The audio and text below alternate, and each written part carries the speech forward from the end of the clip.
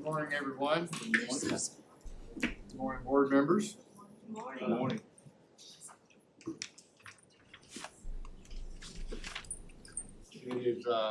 Today is our committee meeting day. By the way, I'm Stan DeJarnett, and I'm the vice chair, but Chairman Downey couldn't be with us in person this morning. He may be joining us online, it appears that he is. So I will call this committee meeting of the State Board of Education to order, and we will start with our Rules Committee meeting, and I'll turn the floor over to Rules Committee Chair Fenna Petty. Ms. Petty? Thank you, DJ. Do we have a quorum? Yes. All right.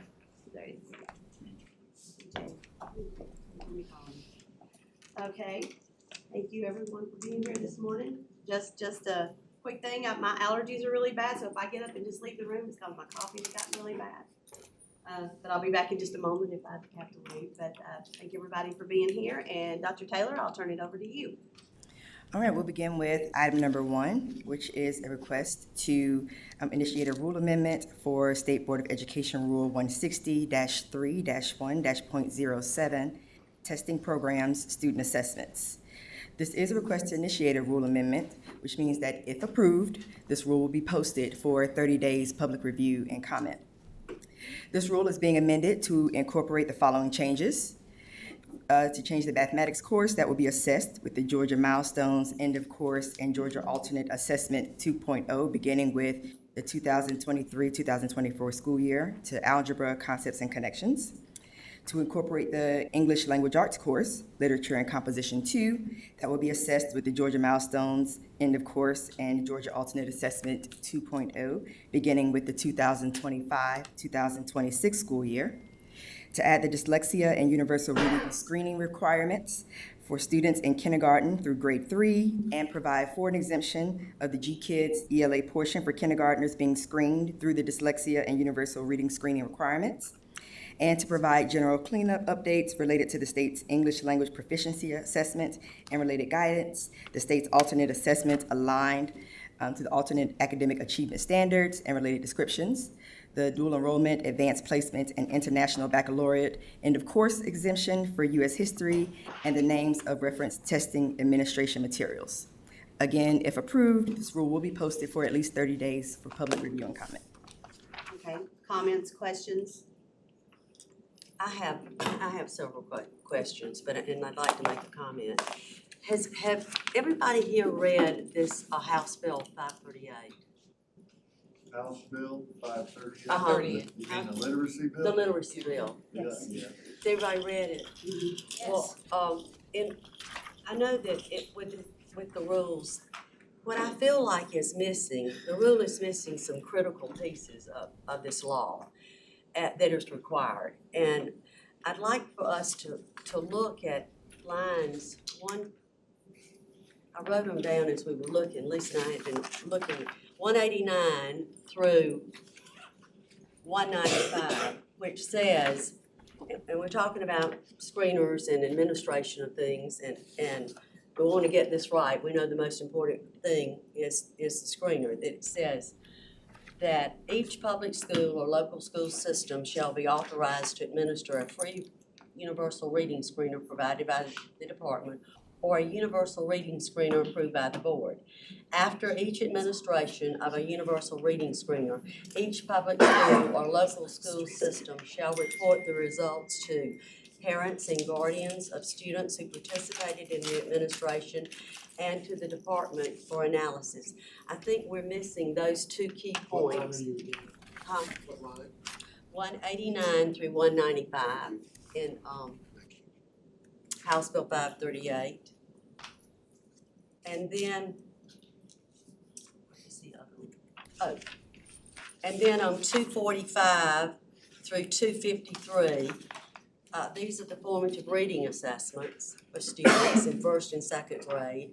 And it also says, after the administration of those assessments, each public school or local school system shall report their results to parents and guardians of students who participated in the administration and the Department of Education for analysis and verification purposes. I think that we're missing those two key factors. I wrote myself a little note at the top. It said the rule is missing some critical pieces from the law, such as the requirements to send, where to send the screener and to the DOE for the analysis. We've been looking at this. Excuse me. There's your answer. Yes, Lord, they're all here. We have been looking at a lot of these laws and rules, this rule that we're changing. As I started looking through them, I thought we haven't even had a chance to really discuss and really talk about this. And I know you're saying we're gonna post them, but I would like for us to have some considerable time to really spend on looking at this and making sure that we're aligned with House Bill 538, because there are other things, K through 3, the data, not to mention the universal screeners. I think last month we had a thing with G-Kids that we tabled.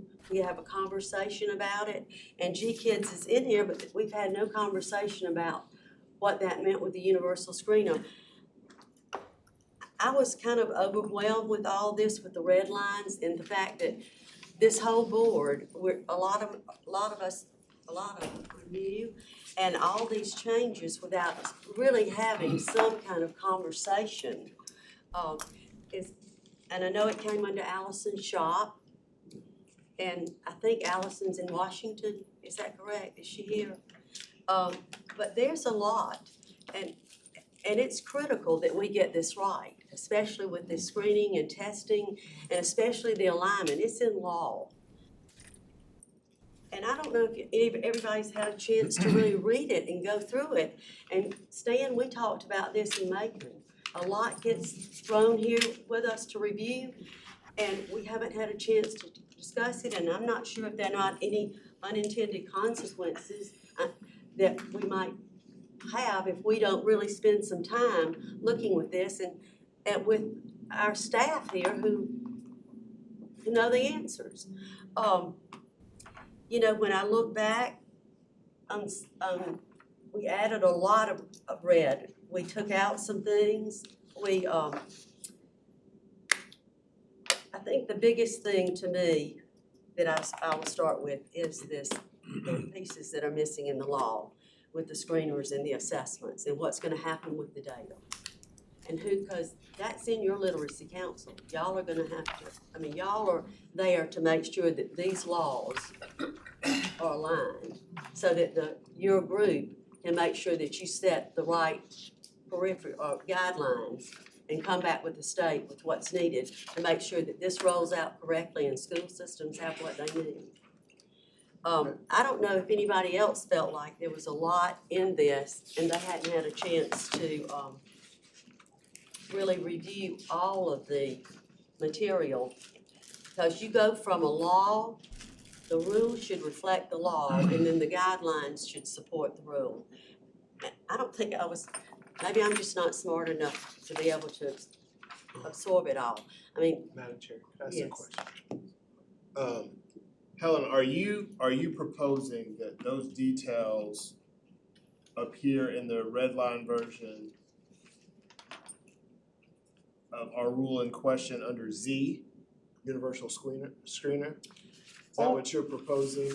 I was gonna ask, where these need to be in here and they're not in here, these two things about it. So This is an assessment rule.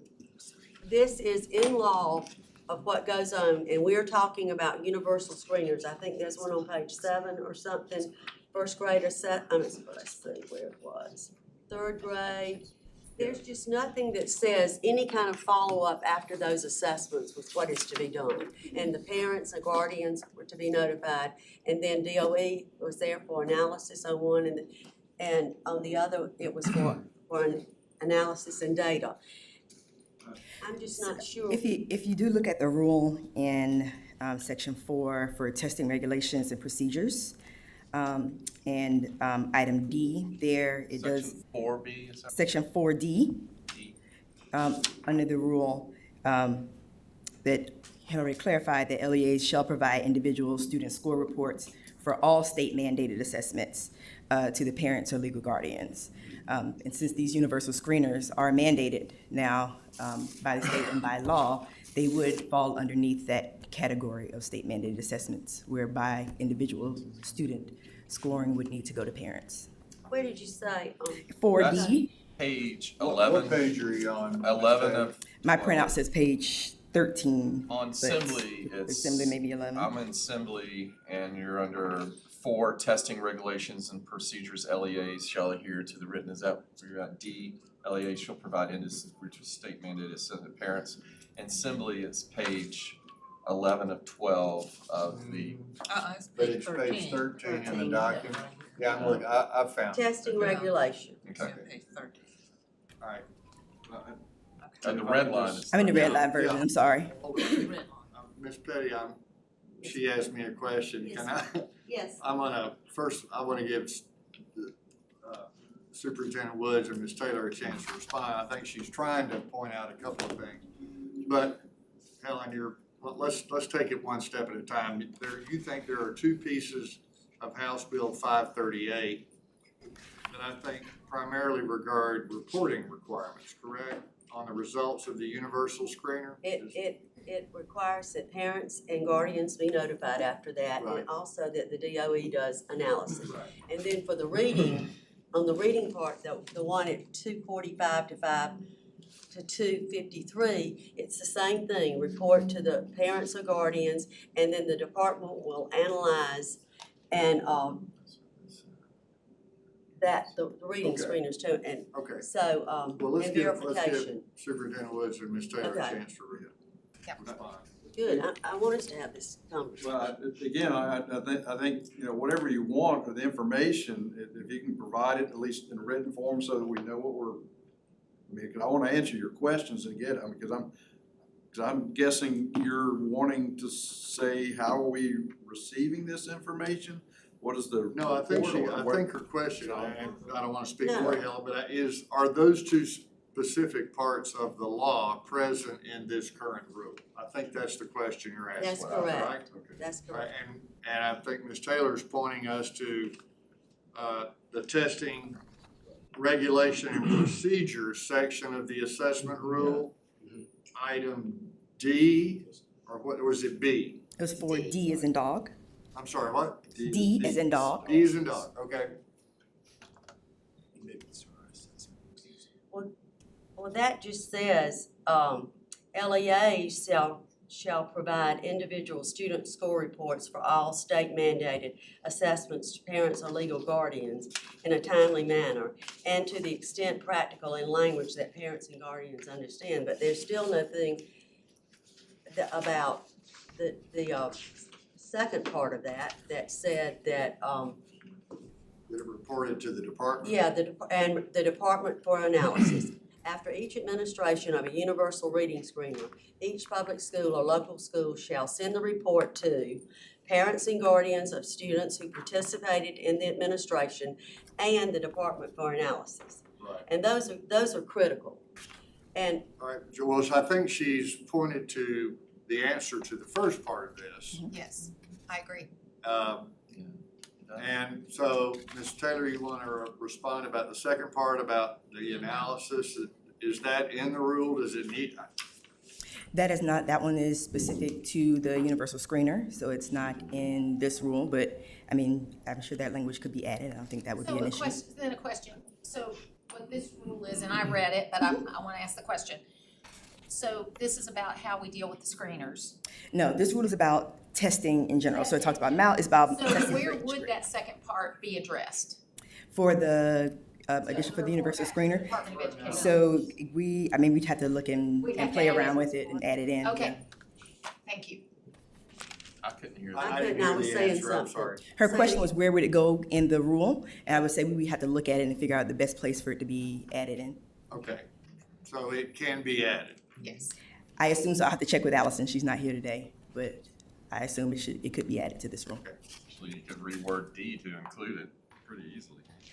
That would probably be easier, Mike. And, yeah, so they're together. Yeah. So they're together. Because they're together in the law too, so it Yeah. probably Right. has, I don't know, Right. yeah. All right, Okay, so we can fix that, I guess is the bottom line.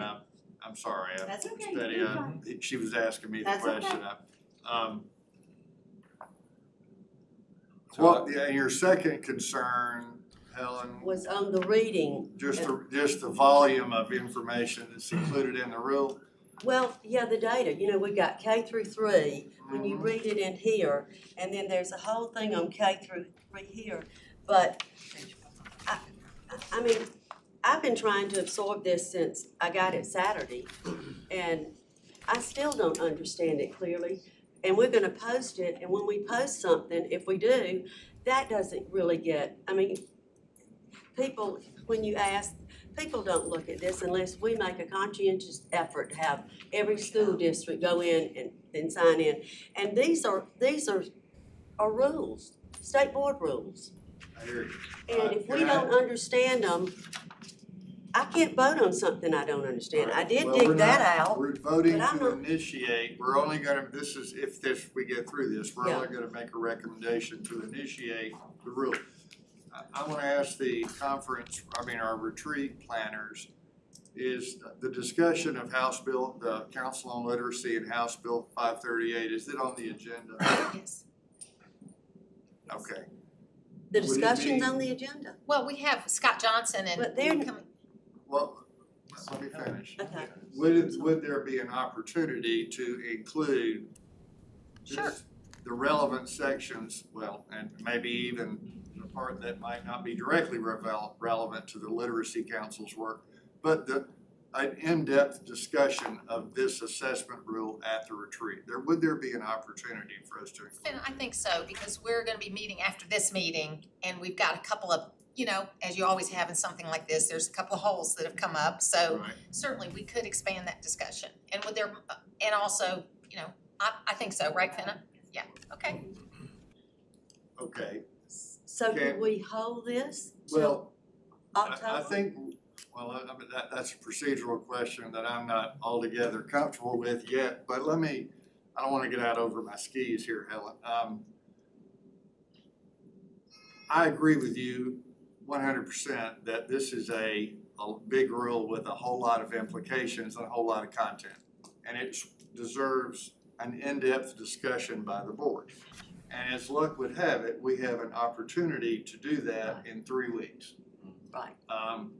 During the period for public comment. So,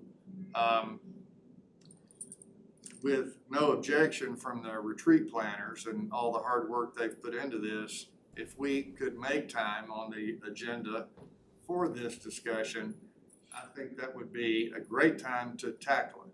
Because I know we've got some folks phoning in that are here virtually, but it's a little, as all of you know who've done that, it's a little difficult to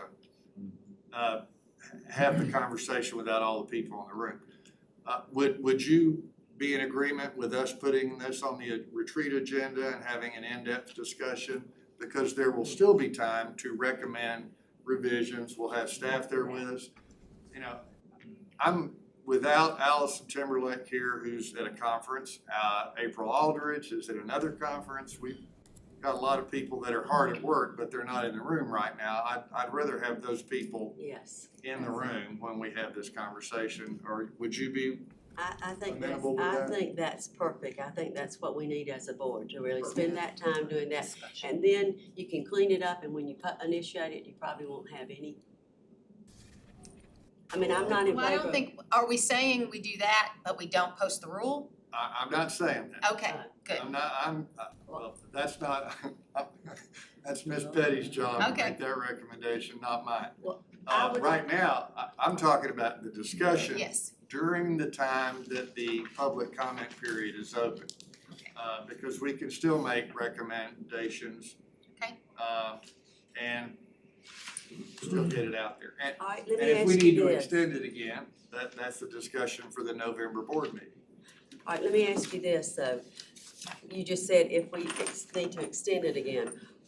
What would the harm be in just waiting for us to discuss it and clean up the things that we know, like Tiffany said, find the places to put it, clean it up, and then post it initiate it then. That, because maybe we wouldn't have to initiate again and again. We would only have one time, and it's only 3 weeks till this point. And I think this would give everybody a chance to really look at this and study it. Martha, do you not agree with that? Well, Well, I'll let you finish, then I'll, Yeah, I've seen you on that Georgia gang. I know but I do feel like that it would give everybody a chance to read this, look at this, decide, oh, I don't understand this at all, and just to post it. We could be posting and then having to repost it. I'm saying let's wait, get all this kind of cleaned up and only post it after once, and then hopefully we won't have so many changes that we have to post it again. We'd already corrected the changes. so,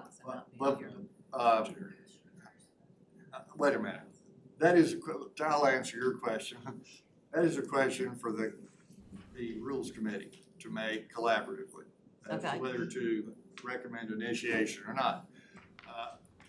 And Martha, you have a question or a comment? well, it's just my thought is that we have spent, one thing I've learned from this whole discussion related to this issue is that there are a lot of parents and a lot of people that we've really held this kind of close to the vest. We've had committees working on it, we've had staff working on it, whatever. I think it's a positive thing to go ahead and put it out so that people can start seeing the work we've been doing and maybe commenting on it, maybe seeing things we haven't seen, and then having the discussion within the period. I think it makes perfect sense. Because I think that sometimes I hear us holding things back because we wanna get it perfect before we put it out. But I do think that, especially with this issue related to these parents are feeling very in the dark. And I think this gives an opportunity, if we communicate with our LEAs, if we communicate out, to really get some good feedback in a 30-day period. And it's really less than 3 weeks away that this meeting we're gonna have. It'll be here before you know it. So that's just my thought on it, but I agree totally, Helen, with the points you brought up.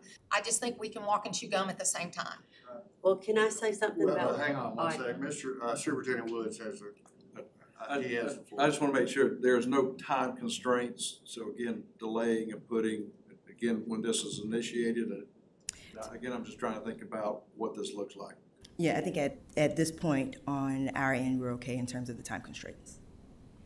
At this point. Really more of a what- point of order. I think your mic is a little Okay. garbled. Is it? It for sounds some very reason. loud from my end. Yes, yes. Just kind of a point of order on this, and then but if this is, we already know we've already kind of come to a consensus that line 195 of HB 538 isn't addressed in there, and that needs to be changed, and that's the Department for Analysis, it can be changed quickly.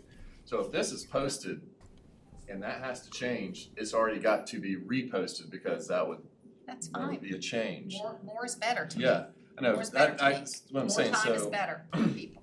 Okay. where I was going, Martin, is almost kind of a win-win, with it. And two, I totally agree with what you're saying, Martha, but I know too, we just got this. I've already gotten one comment from a parent out here that has a child with dyslexia who is watching this and has their parent hat on, not the hat on they've got for out here, but as the parent hat, and seeing this and trying to digest it. Where I'm going is this is out there now.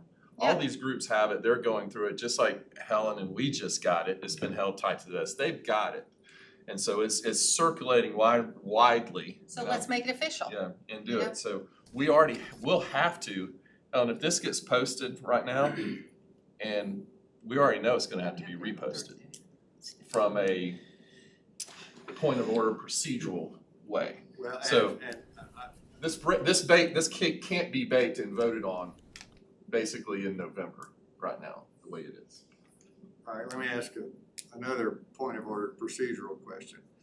If we amended the rule that is before us today in the Rules Committee, if we amended it before tomorrow's vote,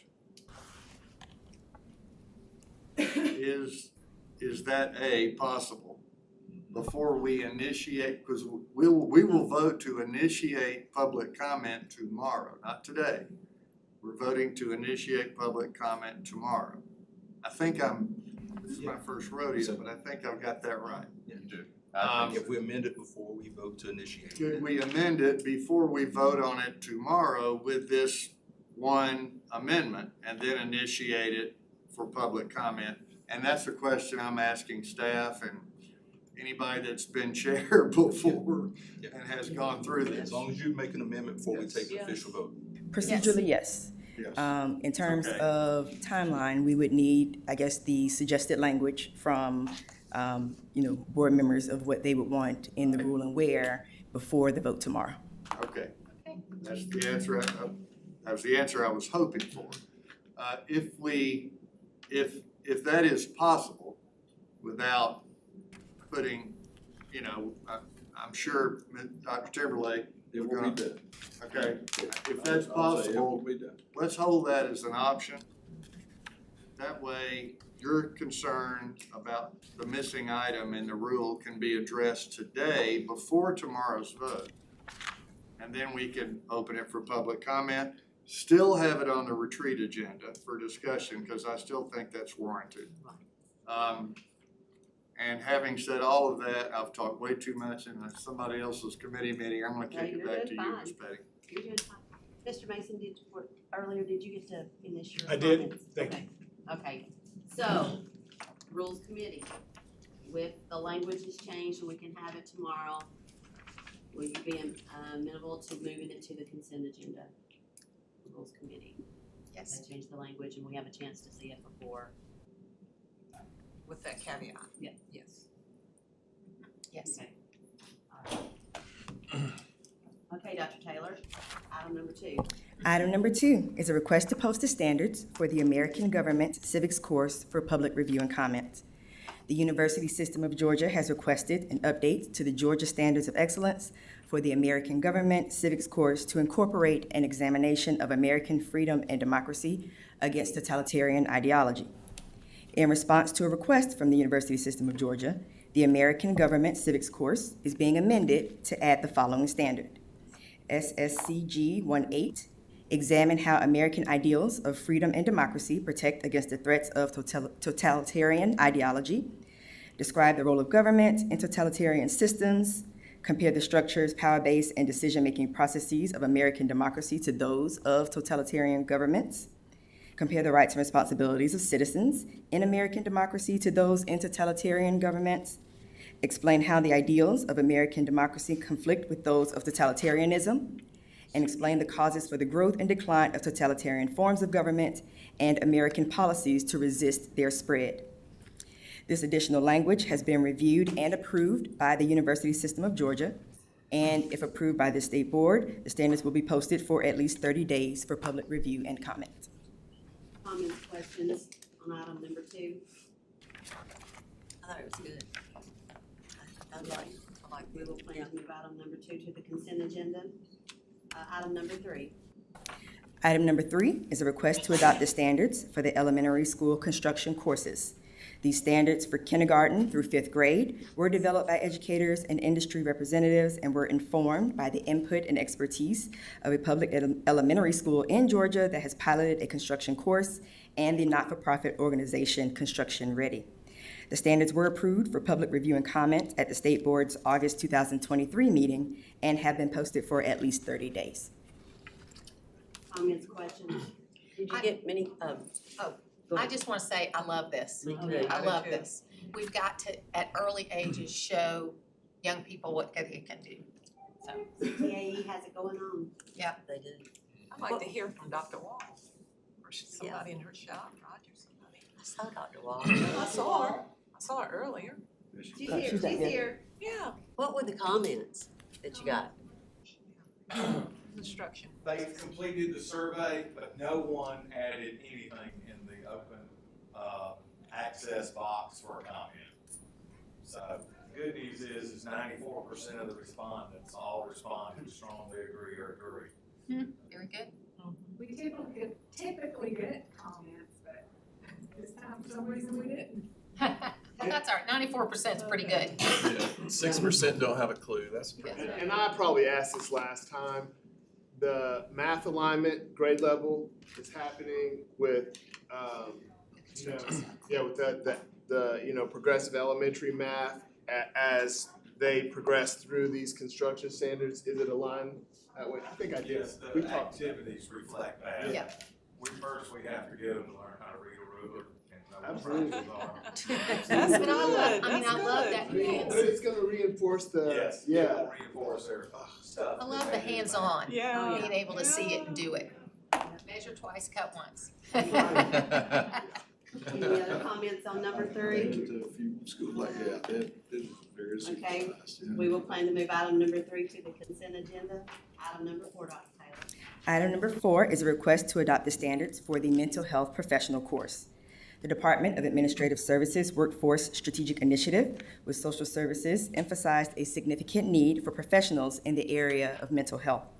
The CTAE division collaborated with behavioral health professionals, teachers, and other Georgia government agencies to develop these course standards. This course, which was requested by the Office of Governor Kemp, will introduce a new mental health pathway that will educate high school students on mental and behavioral health and wellness. The pathway will consist of the existing Introduction to Healthcare and Essentials of Healthcare courses as the first and second courses, and the new Mental Health Professional course as the third course. The standards were approved for public review and comment at the State Board's August 2023 meeting and have been posted for at least 30 days. Any comments, questions on item number 4? What, did we get any comments on this? Now, we did have 124 people fill out the survey, and 90% were in the strongly agree or agree category. And we had probably the most we've ever had in the just don't know category. Okay. I mean, Not actually, sure. Yeah. it is, because this is new, this is, Yeah, this is. I mean, this is critically important to, I mean, this is one of the, I mean, they're all important, but this literally saved children's lives. Yeah, well, and it's was, in my lifetime, it was you don't talk about it. Yeah, now it's, I mean, talking about dealing with this in school, because you gotta change culture, because our culture was get up, rub some dirt on it, be a man. Mhm. Or, that versus, hey, I'm really dealing with some things here. It's great, it's gonna be a great addition. Any other comments, questions on item number 4? Okay, and just a clarification, I will be checking on it, but item number 1, since we're changing the wording and all, may have to be pulled for a separate vote, so. All right, so we've got item number 1 that's probably gonna be pulled for a separate vote, 2 through 4, that'll be moved to the consent agenda. Dr. DeJarnett, that concludes the business of the Rules Committee. Thank you, Ms. Petty. So we will adjourn the Budget Committee, the Rules Committee meeting and move on to budget, since we are within our allotted start time. Chairman Donaldson? You took 4 minutes on my committee. Oh, I'm sure you're not gonna need it. I'm 4 minutes older than you, so. Okay, all right, that sounds about You right. need a Kleenex? I'm putting the file in. We do have a form budget committee. We'll get started. Line item 1. All right, this is creating opportunities needed now to expand credential training, Connect Act, using state bonds. The grant will provide capital-related equipment grant funds to 16 local education agencies at a grant amount not to exceed $1 million. Any questions or comments? 2. All right, this is electrical vehicle maintenance lab grants. These grants will purchase of electrical vehicle maintenance lab equipment, which will be used to educate high school students in CTAE automotive education programs at a grant amount not to exceed $2,189,104. I have a question. I was surprised that there wasn't more districts around the new Hyundai plant. Did they all apply around the ones around the new Hyundai plant, did they apply and get awarded or no? Bryan County did, and I have to look on the list to see, but a number of schools did not apply because of whatever reason, but it was made available for everybody. Okay. Right. How many applied that didn't get it? Did everyone that applied that was eligible get awarded? Schools applied, and everyone that applied, I believe, received funding. Some folks asked for stuff that was not allowable, but that's typical. Thank you, Roger. Ms. Rice? Well, how did y'all get the information out, Roger, to them? Because, We I put it see. on the DU grant website, and it's available. And we also send it, through our resource network, to all the protected records as a Okay. second way of making sure they knew about it. It sounds like they had ample notice. yeah, I was just hoping to see more around the Me new too. plan. Yeah. More, but there, On there. let's hope so. Any other questions or comments? Item 3. This is our FY '24 elementary and middle school construction-related education grants. This grant will provide funding for the purchase of lab equipment in elementary and middle school CTAE construction education programs. The total grant amount is not to exceed $121,175. Any questions or comments? Item 4. This is a contract with Assistive Technology and Accessible Educational Materials. This collaboration with Tools for Life, a unit within Georgia Tech, will enable local districts to better serve students with disabilities by providing access to accessible educational materials such as Braille, e-print, and large print text.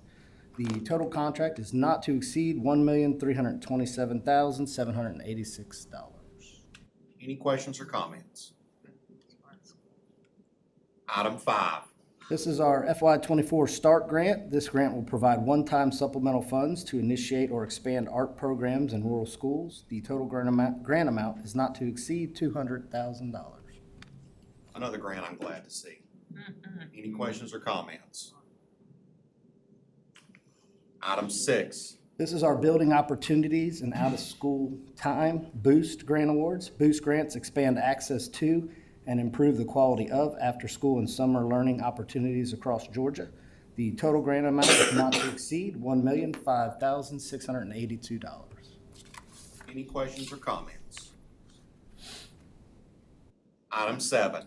This is a contract with the Georgia Chamber of Commerce Foundation, the Georgia Department of Education's Rural Education and Innovation, and CTAE offices will partner with the Georgia Chamber of Commerce Foundation through the Georgia's Chamber Center for Rural Prosperity to increase the workforce readiness of rural school districts and communities by strengthening the alignment with business and industry needs, expanding awareness of post-secondary and high-demand career opportunities, and expanding entrepreneurial and work-based learning opportunities for rural students. This total contract is not to exceed $3 million. Okay, I have some questions. How did we decide on the Chamber Foundation to do this?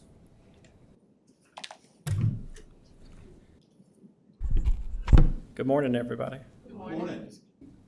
We've been trying to particularly strengthen our partnership with the Georgia Chamber. We have a strong partnership with them, but there's nothing like a contractual agreement to grow that partnership with the Georgia Chamber. You probably heard of the Center for Rural Prosperity. They've done a lot of great work, but I'll say one gap that they've had, and they identified this as well, as their K-12 focus. So we think this can help strengthen that gap for them as well. What's the benefit of doing it this way versus just doing grants to all 115 rural districts? I think one is, as I mentioned, having the chamber in the same seat as us. They'll be part of the process. This has been a collaboration between Barbara Wall and Bronwyn, the rural and CTA group. So the chamber will be part of that process. We have good business and industry ties, but the chamber will help us have business and industry people actually review those applications as well. Part of the grants is to strengthen local business and industry ties, and the chamber can be a good network to do that as well. How did we come up with $3 million? Mostly a needs assessment. Bronwyn has done a lot of work with asking, and Barbara has done a lot of work with asking districts what their needs are. Work-based learning is something we've done a lot of work on, particularly this board. But one item in particular is transportation. A lot of students can't take advantage of that because of transportation barriers. It's a little easier for the chamber to provide that support versus DOE directly, given some rules and regulations. The other issue has been with work-based learning, have a full-time work-based learning coordinator. A lot of those positions are part-time, so you don't have that full-time person to build those relationships with business and industry. So part of this grant would support a full-time work-based learning coordinator. Let's talk about how the grants are gonna be awarded. Who will decide? So we'll pull together a committee. We'll have an application process. We'll work with the chamber to co-develop that application. We'll share that with school districts, and then we'll have a committee that has team members from Barbara's group, from Bronwyn's group, business and industry representatives, and of course the chamber as well. And what's the admin fee the foundation's gonna charge? It's 3%. They typically charge a 5 to 7% admin fee, but for this partnership, it would be a 3% admin fee. Okay, those are my questions. Mr. Royal, You keyed in on a bunch of the same ones as me, Mr. Chair. that's scary. That is, we've been doing that too much lately. That is, we've been doing that too much lately. You asked a few of the questions that I had, but. I'm on the movement chair.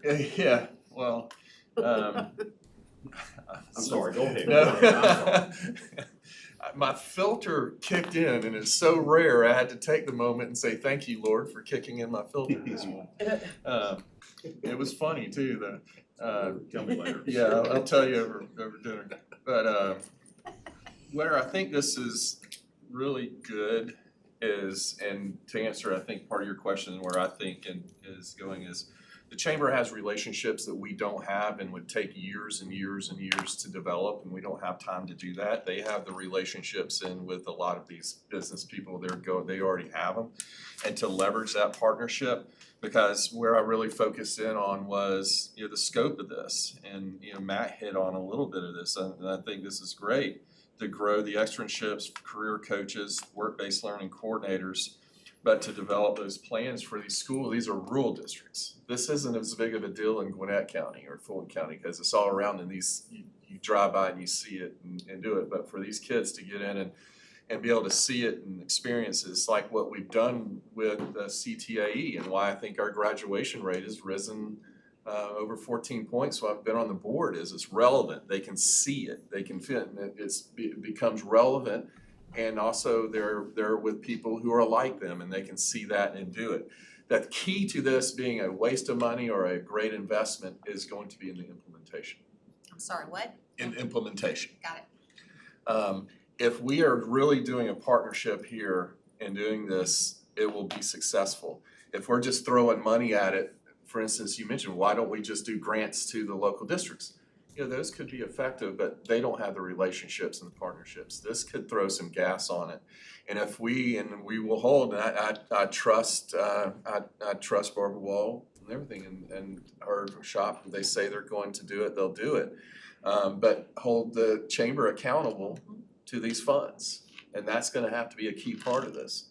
Because implementation is gonna be the key of whether this was a waste of money or was tremendously successful in my opinion. Ms. Aller. I think one of the things that I like about a partnership with the Georgia Chamber is that they have done so much research into what jobs are coming in the future, what kind of training is needed to be done. I mean, the amount, and it's not that we don't have that same kind of research, but they've done it at a level that we don't have. And so, again, I agree with you about the implementation. I think this is a great idea to use this because they are trying to develop workers throughout the state, and I think it's a great partnership, so.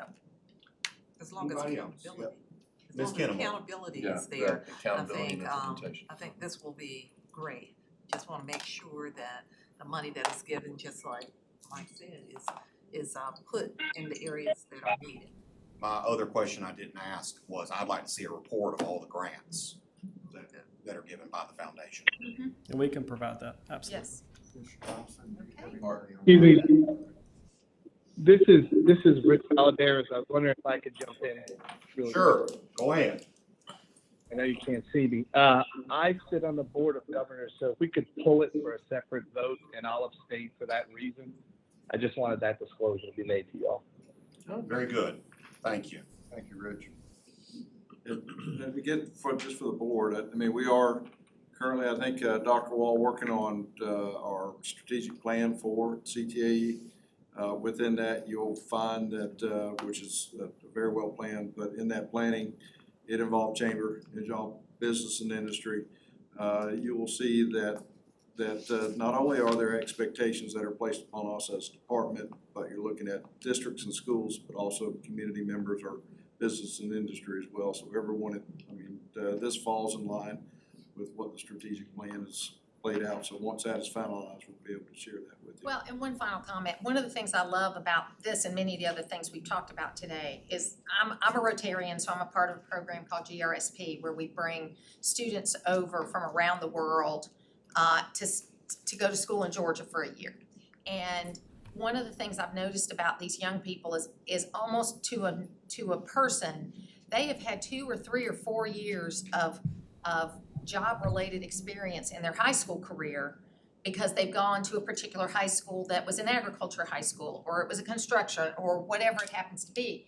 And so what I've seen in many cases is they are more prepared going into college than our students are. And so I think that we are getting on that path with CTAE, and we are really looking at that, opening children's minds up to what they can do throughout their life. It doesn't mean we want them to work from the time they're 5 years old, okay? But it means we're opening up to their mind to the opportunities that are out there, whether it's the arts, whether it's, trades, whatever it is. I think this is very positive, and the direction we're going in on this is very positive. And I'll just further add, my anticipation, what we're working on is to have all our mandated testing done by the sophomore year. And that gives junior and senior year for internships, opportunities out there for kids to participate, expand their opportunities. Thank you. Any other questions? My closing comment is I don't have a problem with the partnership. I think it's great. It's just I want to make sure that all rural districts have an opportunity. And if we did a grant for every rural district, we know they would all get it. It would be very easy. So this can be competitive, and I think competitive grants are good. I just want to be sure that all of rural Georgia is covered. So, any other questions? Item 8. All right, this is our rural para to teacher grant. Funds will be used to provide reimbursements of $1,500 per semester for up to 4 semesters to paraprofessionals enrolled in teacher preparation programs approved by the Georgia Professional Standards Commission. The total grant amount is not to exceed $2,482,500. Another grant I'm glad to see. Russ, you want to talk about a little bit about the state money potentially coming? I think we should have that probably by the November. Let's see, or is it Latifa? Yeah, I think the goal is the November meeting. This one will be a little different. I think this one, the governor, working with the governor's office, will be granting out up to $5,000. I think this one is $6,000 for paraprofessional teachers, and it will be paid out when they complete the program. So, and it's an additional $5 million. If I'm not, yeah, $5 million. Great. I think it's a great program. So, any other questions or comments? I'd just like to say that Yes, ma'am. this is a wonderful opportunity. It's something that was outlined in the teacher burnout report, giving assistance and relief to educators who are looking for advanced degrees. And I'd just like to thank everyone who's been involved in this work. It's needed. Thank you. Anybody else? Item 9. All right, item 9 is with a contract with Georgia Public Broadcasting. GPB will produce 50 videos and 5 podcasts that will support schools in providing computer science education.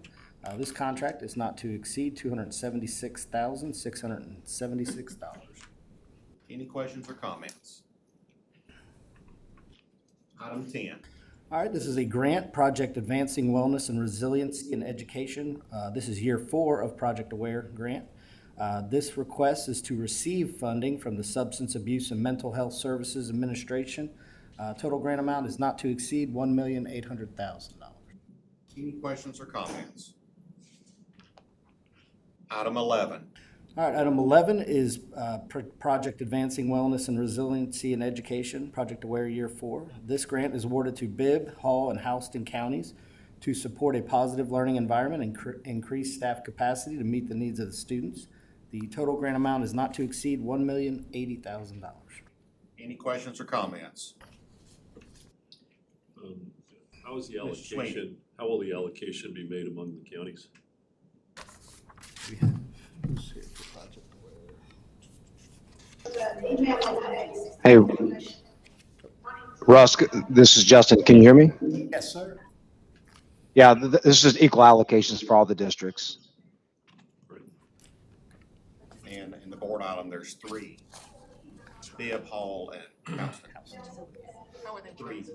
360 each. How were the three counties chosen? Did they apply or were they? I believe that was a pilot. Justin, did you hear that question? I did. We selected them probably 3 years ago. It was looking for districts that had, one, a mature positive behavior intervention and support process in place, district structures in place, and, strong school climate specialist support, really looking for districts that had that. And so we put out an email to all the districts participating to allow them to put together an application package. And those three districts felt like this was a priority within their school improvement plans. Any other questions? Item 12. All right, item 12 is a grant with Northeast Georgia RESA via Project Advancing Wellness and Resiliency. These funds will be used to develop a framework to provide training to school and community professionals, support students with mental health needs, and connect youth and families and resources in the community. The total grant amount received is not to exceed $136,741. So we're actually getting money. Any questions or comments? Is that open? That's just open. Ms. Rice. For one RESA right now. Will that be something that? Yes, this is Justin again. So since the state had received a Project Aware grant from SAMHSA, we were ineligible as a state agency to apply for this. However, individual districts, and in this case, even RESAs, they were allowed to apply. But one of the things that was a stipulation inside the grant was that they partnered with the state agency. In this case, it allows us to put funds in to hire a coordinator at the state level to help them with their implementation within that RESA region. Very good. Any other questions? Okay. Item 13. All right, this is our FY24 School-Based Health Center. These grant funds, in alignment with the governor's SBHC initiative and support, will provide renovation and infrastructure funds for the local education agencies that were awarded SBHC planning grants to establish an SBHC on school grounds. The total grant amount is not to exceed $1,648,000. Any questions or comments? Mr. Roy. So these grants are to help renovate current school-based healthcare centers? Mr. Roy, this is Justin Hill. So it could be new modular units, but it also could be renovating pre-existing ones as well, buildings and modular units. So it goes for both potentially. Yeah, there just isn't any other documentation simply in the budget item, and it just has a dollar amount per school. There's no what it's going towards, no. A quick point of order. Russ, what is the amount? 1.34 million, $1,340,000. I think he said a different number. I'm sorry. Oh, is it? Assembly says 1 million. $1,340,000. I'm sorry. All right. Thank you. Thank you, Ms. Debbie. 1,340,000. Back to you, Mr. Royal. Yeah, there's just nothing. So you're asking what the money's going to? Yes. Okay. Justin, can you get him that, please? Well, when they submit the first amount that they received was back in 21 when they applied for $50,000 ESSER funds for seed money to begin things. For example, they could have had a pre-existing modular unit and use some of the funds for a walkway. These funds, however, allow them to expand and to do that. Now you can imagine the construction costs that might go into air conditioning units, transportation costs from transporting a new modular unit, maybe making partition walls. When they submit their budgets and breakdown of how they're allocating it, this allows them to do that. They'll be submitting those things to us. And that's why I was wondering, because it says renovation grants. I'm not trying to parse hairs. I mean, I think this is a great thing. I want to see these funds go. But what I'm just trying to really get at is, I mean, this you know, we've got $125 million that we've had allocated to us for over a year. And to my knowledge, not $1 has made it to a child in a classroom yet. Not one. That's why. Well, I have Mary Lauren Salvatore that's on the call with me as well, and she manages the project directly. Who's that? Sorry. Mary Lauren Salvatore, Mary she's Lauren. our assistant director in Office of Old Child. I remember Mary Lauren. Good morning, everyone. Thanks for your questions. To your original question, Mr. Royal, the funds are going towards new centers. So it's not centers that are pre-existing and renovations to those. It's renovations within a school building, within a modular unit, as Justin mentioned, that might be on the school campus to actually build out that center. So some things that those funds have been used for so far are getting that modular unit set up. So the underskirting, the porch, the access to it, plumbing and electrical installation. And for our centers that are building out the SBHCs actually within a school, things like walls to build out the exam rooms and the existing spaces, office space build out, storage room renovation, awnings for the outside entrance if that's something they're choosing to do, sidewalks, painting, things of that nature. So these additional funds are allowing districts that we granted $50,000 of renovation funds when we were just doing this with ESSER dollars prior to the governor's funding being provided. Okay. That $50,000 just wasn't quite enough to get us quite to the point of building out these centers. So this extra money is helping us to take the next step so that we'll hope to have a handful of school-based health centers up and running over the next year or so. And we do actually have a couple that have been started and established running over the last year that are currently serving students. Mary Lauren, that was very helpful because the board item, you know, didn't have any of that information in there. It just said renovations. And I don't remember. Mind muting yourself. Whoever, yes. Thank you. Go ahead. And I don't remember any, because in our initial planning grants too, I mean, it was one of the things when we discussed it in this room is a lot of the planning grants went to areas that have medical centers and have access to healthcare. And these are great. Clay County, Lumpkin County, Randolph, Twiggs, you know, Dublin City is closer, but I don't remember seeing any of these on the initial planning grants. So that's why I was wondering where this is, because that's, I mean, I want to see us get these dollars helping kids as quickly as possible and not let bureaucracy, and somebody said it earlier, let perfect be the enemy of good. Thomas said that earlier. I think Stan may have said that. We're bad about that. There's things we can be doing under this planning grant, under this $125 million that could be helping kids tomorrow. And I'm gonna be beating this drum as loudly as I can. And but your comments, that's perfect. I appreciate that color to this, because that's I think an ideal way to use these funds. Thank you. Thank you, Mr. Royal. Thank you. Any other questions? Okay. Items 14 and 15 are the contracts and grant amendments under 250. Are there any questions for the items 14 and 15? Okay, hearing none.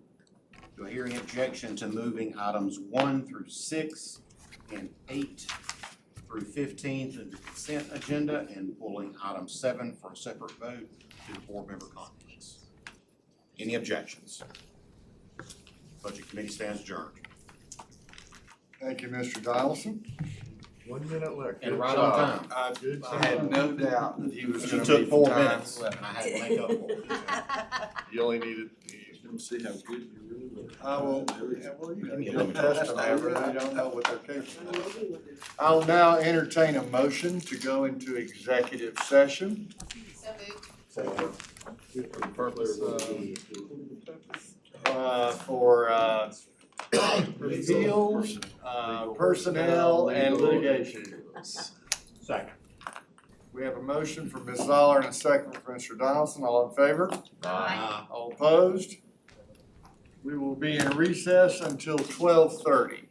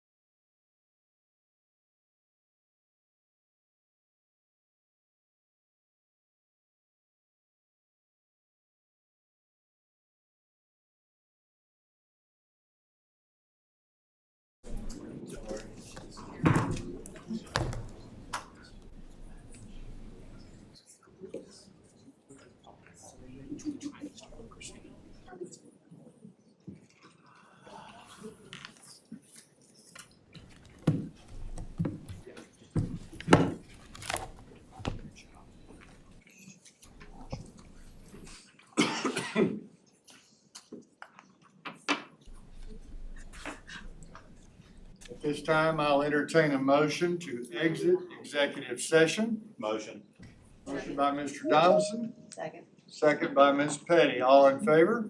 Aye. All opposed? All right. Folks in the audience, thank you for your patience. Those of you that are joining us online, thank you for being with us. It is now time for the District Flexibility and Charter Schools Committee, and I'll turn the microphone over to Mr. Scott Sweeney. Thank you very much, DJ. I'm going to turn this over to Ms. Taylor. We have two items on the agenda today. One is an affirmation and then another item for discussion. Ms. Taylor? Thank you.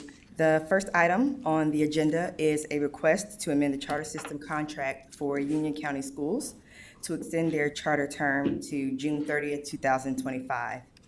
Union County is requesting this one-year extension to their charter system contract to align their charter system renewal with their district accreditation review. Again, if approved, the charter for Union County Schools will expire on June 30th, 2025. Does anybody have any questions for Ms. Taylor? Is there anybody here? No. Fantastic. Without objection, we'll move this to the consent agenda. We'll move on to the second item, Ms. Taylor. Item number 2, State Charter Schools Commission affirmation. On August 30th, 2023, the State Charter Schools Commission approved a charter contract for 4 Points Preparatory Academy. 4 Points Preparatory Academy will serve students in kindergarten through grade 8, residing in Jackson County, Banks County, Barrow County, Beaufort City, Commerce City, Gainesville City, Gwinnett County, Hall County, and Jefferson City School Districts. The Official Code of Georgia annotated Section 20-2-2083 states that the State Board of Education shall review and may overrule the approval or renewal of a state charter school by the Commission within 60 days of such a decision by the Commission upon a majority vote of the members of the State Board. Rather than leave open for 60 days the question of whether the State Board will overrule the Commission's approval of a new or renewed state charter, the practice of the board since 2013 has been to formally affirm or overrule all new or renewed state charters. Fantastic. Thank you, Ms. Taylor. We have representatives here, I believe, to represent 4 Points. Yes, I believe we have Mr. Donovan Head, who's the Executive Director of the State Charter Schools Commission. My apologies, Donovan. Along with Mr. Ron Lockett, who's the General Counsel, and Mr. Buzz Brockaway, who is the Chairman of the State Charter Schools Commission. Thank you. All right, I want to just open a couple of comments here. One of the things that was a little bit different about the pathway, I think I'll call it that, as far as this is concerned, is that the petition was originally rejected by the local board, and then secondly was brought as a petition before the State Charter Schools Commission, where staff had actually recommended a denial of the petition, and then subsequently this has moved forward with an approval by the State Charter School Commission.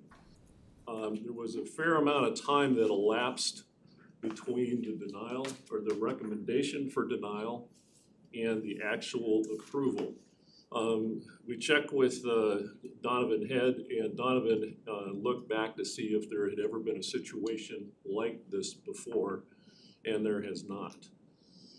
Some of the concerns that were cited were originally this is from the local board, were special considerations with regard to special curriculum, special populations of students, assigning other unique factors to the school, and so forth. And again, the staff had questions with regard to autonomous governance, control over operations, and fiscally responsible management. So in meetings that Dr. DeJarnett and I have had with representatives, I think we've gained a tremendous amount of comfort with regard to where this is headed. And if Buzz, if you could come up to the podium, or maybe some other members, see if there's any questions that people have. One of the items, and I don't know if somebody is prepared to answer this or not, I know that the facility is being, it's a Brazelton facility. Yeah. and then a lease is going to be entered into by the charter school district. And what happens, for example, what happens with a facility lease should 4 Points separate from NHA? Thank you, Chairman, for inviting us to come and to talk here today. And hello to all of you. Thank you all for allowing us to talk for a little bit. With regard to facilities, what we require of schools that gain approval, there's a pretty rigorous and extensive pre-opening timeline. And obviously facilities are a big part of that. We require that by December 15th that a school, not just new schools, but any school that's seeking to change their facilities, give to us a lease or a purchase agreement or whatever the case may be of their building by December 15th, so that we can review it and approve it, make sure that it complies with the law, obviously, with state board rule and our rules, and that it's holding true to the terms of the charter that they have been issued. So, the details of that. Yes, as I understand it, and there are some representatives of the school here, their treasurer, Mr. Thompson is here with us, and he can drill down further if you need to. But, obviously, they don't sign a lease yet until this process is done and they actually have, have a school. We're still in that phase right now. So at the moment, these things are a little bit fuzzy, and that's part of this pre-opening timeline and why there are deadlines. So, once they gain approval from you folks, then they can begin that conversation in depth with the school. So whether it's, at this moment in time, whether it's going to be a purchase of that facility, whether it's going to be a lease from the city or from, a funding entity, that we don't know yet, but that's where it stands right now. Right. Anybody have any facility questions? I have a question overall, but we can wait till last. All right. And I kind of jumped ahead of the game by throwing NHA in here. Can you describe the relationship between the petitioner and NHA? Yeah, a lot of our schools, so, state law, as you know, requires that the charter be held by a nonprofit board. That's what the state law requires. Several of our, not all, many, but some of our state charter schools sign agreements with education service providers like NHA. NHA is one of them. There are others across the state of Georgia. And these, they provide, depending upon what agreement that the board has with the school, they provide a range of services that could be sort of a full meal deal where they're providing an education model, a curriculum, all of that stuff, or it could be minimal and can provide just a handful of services. So it really depends, because the charter is with that nonprofit entity, they are given the freedom to negotiate whatever arrangements that they want to make to provide all of the things they need to run their school. So NHA is one of the providers. They have another school in Georgia currently that's got a good track record called Atlanta Heights. We just renewed their charter again a year or so ago. Yeah, so they've been around for a while. This would be their second school in the state of Georgia, but it's in Georgia and across the country, it's fairly common practice for entities like NHA to provide a range of services. When staff initially had recommended, a denial of the petition, one of the areas that they cited was the governance. And I know that a lot of time has elapsed and they've been working very, very diligently on governance. Can you speak to that? Yeah, that's true. One of the things that we are very diligent about is, can the board, the proposed board of the proposed school, provide the proper oversight financially, academically? Is this board have the knowledge and the experience contained in that board to provide that necessary oversight, to ask those right questions of whether they hire an ESP in this case, or whether they hire a person to be a head of school who comes with his or her own education model? Do they have the capacity to provide proper oversight? And do they have, can they ask all those tough questions? Because as you folks know, running a school is no joke. And you need people with experience and people who have the ability and the willingness to ask tough questions when the case when that's required. And so there was some questions around that. And as you mentioned, Mr. Sweeney, that period that we had from the time that the denial letter was issued until the time that we as a commission took a vote, the school had provided a lot of information and answered a lot of questions and taken some additional steps to ensure that that was the case, that they could provide that oversight that is required in the law and that we would want to see. And the reason, and I'm gonna go ahead and cite, Georgia code here, paraphrasing a portion. It says, defines a governing board as the governing board of a state charter school that is involved in school level governance of the charter school. So yeah, they're getting into the weeds a little bit. Right? And I think, maybe a good analogy is a local school board, right? A local school board doesn't just hire a superintendent and then go on vacation. There's an enormous amount of work that's involved in being a member of the school board to provide the necessary oversight and hold the superintendent accountable. It's a similar situation. These boards that run these schools are mini school boards, and this is what they do. It's a very similar type relationship. And we had this question earlier, and I just wanted to make sure that this is correct too. The State Board of Education Rule 160-4-9-.062A states, for startup charter schools, teachers and other instructional staff and faculty must be employees of the governing board and may not be employed by an educational service provider or other entity affiliated with an educational service provider.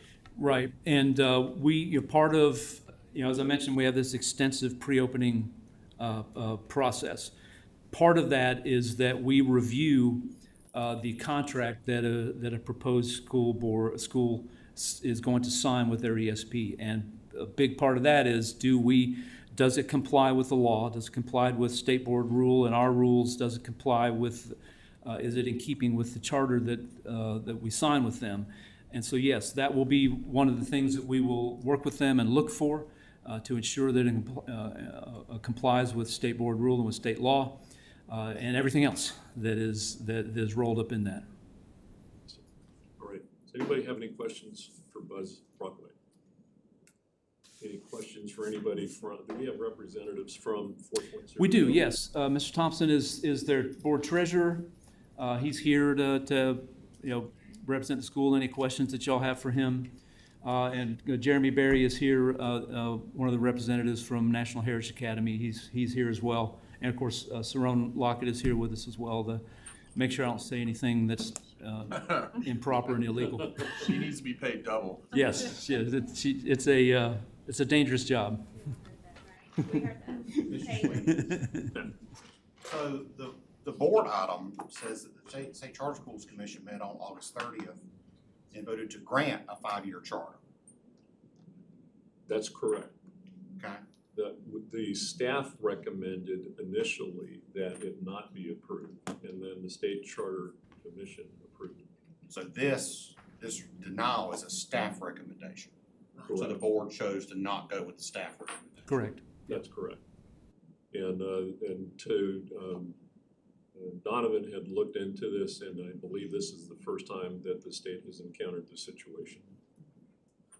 All right, and again, the time elapsed between when that denial was made and when the State Charter Schools Commission did make their approval, was it 6 weeks? Normally, yes. Help me with the timeline. Normally, the staff would send a letter to the proposed school saying, we're going to recommend approval or recommend denial. About 2 weeks before we meet, so that would have happened 2 weeks before our July meeting.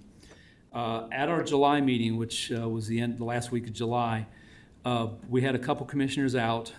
We had a couple commissioners virtual and a couple commissioners in the room. And we had that petition as well as another petition that had been recommended denial. So I kind of thought,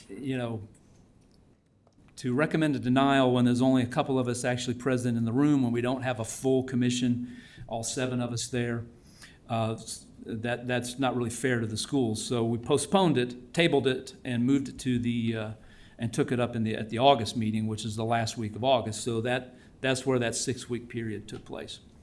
So at that time, yes, the commission voted, I believe it was a 5-2 vote to approve the school despite the staff recommendation. The other school, we went ahead and went with the staff recommendation and denied that school. And again, during that period, that there was a lot of the, and I don't want to call them shortfalls, but a lot of the concerns that had been raised by staff were then subsequently addressed during that 6-week period. So all of those concerns in 6 weeks, all 4 of them, were solved in 6 weeks. I think maybe the proper way to characterize it is they were able to demonstrate that they could deal with all of those situations, that they could provide the proper governance and oversight, that they had the necessary public support, community support that we would want to see that would allow them to attract the students that they want to attract to the school. So, is everything solved? No, and I don't think that that's the case with any school that we approve. That they're, this is an enormous undertaking to start a school, and there are bumps along the road and that's why we have that little over a year process between when they are recommended for approval and when they actually have to open their doors. And so, in some schools, it doesn't happen often, but it does. There are times when either schools, because they haven't met everything on that pre-opening guideline, that a school will say, we want to postpone opening by a year. There are times, and we have done, and we are prepared to do if necessary, to tell a school, we're not going to let you open this year. We're going to make you take an additional year to open. So, I mean, that's all on the table. So, no, I think they addressed them adequately where we felt comfortable that this is a team that's in place that can open successfully and operate a school successfully. But there are always, challenges that are going to be faced and bumps in the road that are going to happen. I've had a chance, there's a very comprehensive checklist, and it kind of goes by category, whether it's facility, whether it's governance, whether it's fiscal. But they have to, even after an approval, they have several measures that they have to basically kind of jump through the hoops and get like subsequent approvals to move forward. There is, yep. So the school targeted opening date would be the fall of next year. Yes. And then can you talk to the enrollment and grade levels? Yeah, the enrollment, I believe they're asking for around 500 students. Yes, Ron, you want to address that, the exact numbers? Yes, so the charter petition is for a K-12 school. They'll start with 520 and roll up to, I believe, 780 fully rolled, 772 at year 5. And they're not doing K-12 in year 1. They're not doing it's the charter contract would be for K-8. They're not enrolling K-8 in year. So that 520 in year 1, I believe, is K-3, and then they'll roll up and add grades from there to be fully built out at 772 in year 5. I will say, that could change. Obviously, the charter contract will give them an enrollment limit, but they kind of control the trajectory of their enrollment through the year. So that is what they project. What will actually, it will depend on, their recruitment and all of that, what they actually will end up with. And I should point out, too, that is another key milestone in whether a school is going to be able to open, that they could meet that target. And obviously, they don't have to necessarily get 100% of that enrollment, but there are, for obvious reasons, because of the funding formulas, they need to have a certain number in order to be financially viable. And so we ensure that along the way. There are steps and there are processes in place to confirm that this isn't just somebody who said, oh, I'm interested. This is somebody who has actually taken steps to be prepared to enroll their child in that school. Mr. Swain, I'm glad you asked that question because that was one of when reviewing this and looking at that, I actually called Mr. Head and asked him about that question particularly because obviously we see so many and a lot of times, unfortunately, we're dealing with them when they have the issues and they're financial issues. A lot of times you're doing it, you can't get appropriate enrollment because those numbers look pretty big to me, and they've got a lot of work to do. And Chairman Sweeney and I were talking about this morning, and to open a school of this sort, one, you're not going to have everything in order. But in talking to them, we've got such a good partnership, and I have such faith in the leadership in the Charter School Commission in there's several bites of this apple being taken between now and the fall. We are a cog in this wheel. It needs to happen now so they can get it right by the time the students enter the doors in the fall and do that. And that that process, I don't think a lot of our members, I'm even a little bit fuzzy on it. And my first chairmanship was charter. My first committee, first committee was charter when I originally came on, and that was the wild, that was crazy days there where it was just starting. But I think it may be a good idea for us to even, we don't do it, they're right here, but even one day after we get done with one of our meetings or on a Thursday, maybe get an informational session from them on the process and what it's like, and do that to help inform.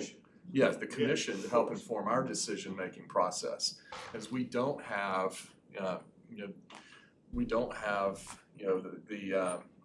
good gracious, I can't believe just throwing, where we're shown, given the ropes when we get here. Geez Louise, help. Orientation, thank you. Orientation. We don't have an orientation on new board member orientation anymore, and that used to be one of the major things that was covered. One of the longest sections of the orientation was charter commission, charter schools, and that might be a good idea for us to not only get that, but maybe even break bread or something afterwards. Plan something maybe on a Wednesday night or something with the commission, some of their members. Because it has evolved. Yeah, because it has evolved. It has. It is, and that's a good thing. That's a great thing. It needs to evolve. But to do that, because there's a lot of work that goes into it, and the list that they have to go through, and say whether it's 4 points or a renewal, the checklist that it goes through is extensive. And that may be helpful for us to do that. Mike, I think that's a great idea. And at the end of the day, in my participation as a local board member, there were petitions that we saw come our way that we approved right away. There were others that say you're not quite ready yet. And understanding their process because of the collaboration that we have, I think makes a tremendous amount of sense. So happy to do it anytime. And reach out to you to make something like that happen, Buzz. Definitely. That would be fantastic. And then clearly, you have a legislature and I think a board that is school choice friendly at the same time, yet reservedly so. And it's just ensuring that we have the right checks and balances so that appropriate petitions move forward. Yeah. And so forth, and then act as stringent guardians with taxpayer funds, as well as always looking out for the best interest of children. Yep. I've part of the unique thing of charters is that it is for a specified length of time, and then it has to be renewed. And I've been involved in making that decision to close the school. It wasn't fun. And so I appreciate that our staff and the rules and policies that we put in place are very stringent because we don't want that to happen. You have to do it sometimes. There's just, sometimes there's just no way around it. But we try on the front end to make every effort to ensure that the schools that we approve and that then come, obviously y'all approve as well, have a high chance of success. And then we monitor them, and we're involved, and sometimes we bring them when there's deficiencies. They have to come and bring us a corrective action plan, and we just earlier this year created a probation policy, and we've placed a couple schools on probation. That's kind of a warning. Listen, we're seeing danger signs. You need to fix that. And so all of those things exist to try to ensure success. And that we're happy to help all of you understand that process as deep as you want to go. I've been on this commission almost 4 years now, and I don't fully understand it all. But it's thankfully we have a great staff that does. But we're happy to help educate y'all in any way we can. I'm just trying to put it up. So the central location is Brazelton, right? Yes. And there are several counties, existing counties surrounding. Yeah. And the first rollout is gonna be K1 and 2. And 3. And 3, K1, 2, and 3, okay. And that will be from all those counties, will still, okay, you're not The bringing it. attendance zone. Attendance zone is that whole area. Yeah, anybody who any parent of a child who resides is zoned for those schools, in those counties, and I think it includes a handful of city school districts as well, that would be eligible to enroll. And Brazelton is situated kind of at a 5-county. Yeah.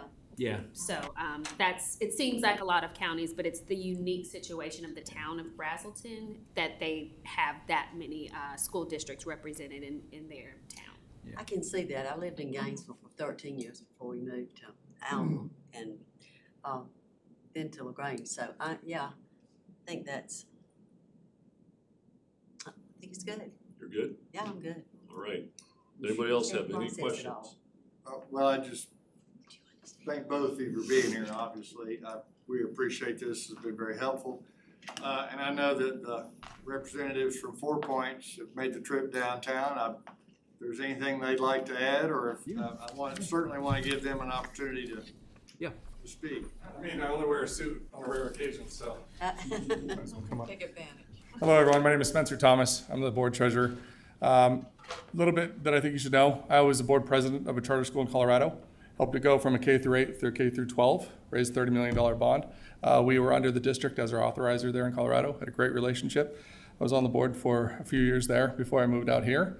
Since I moved out here, I've wanted to have a charter school for my children. I think it was a great opportunity for them to go in Colorado, and there just wasn't an opportunity until now, so I'm excited to be a part of this. My experience is in finance, was a private banker for over a decade, was a consultant to financial institutions. Now I have a few different companies I run, real estate related, finance, et cetera. Happy to answer any questions you have, and just appreciate you all being here.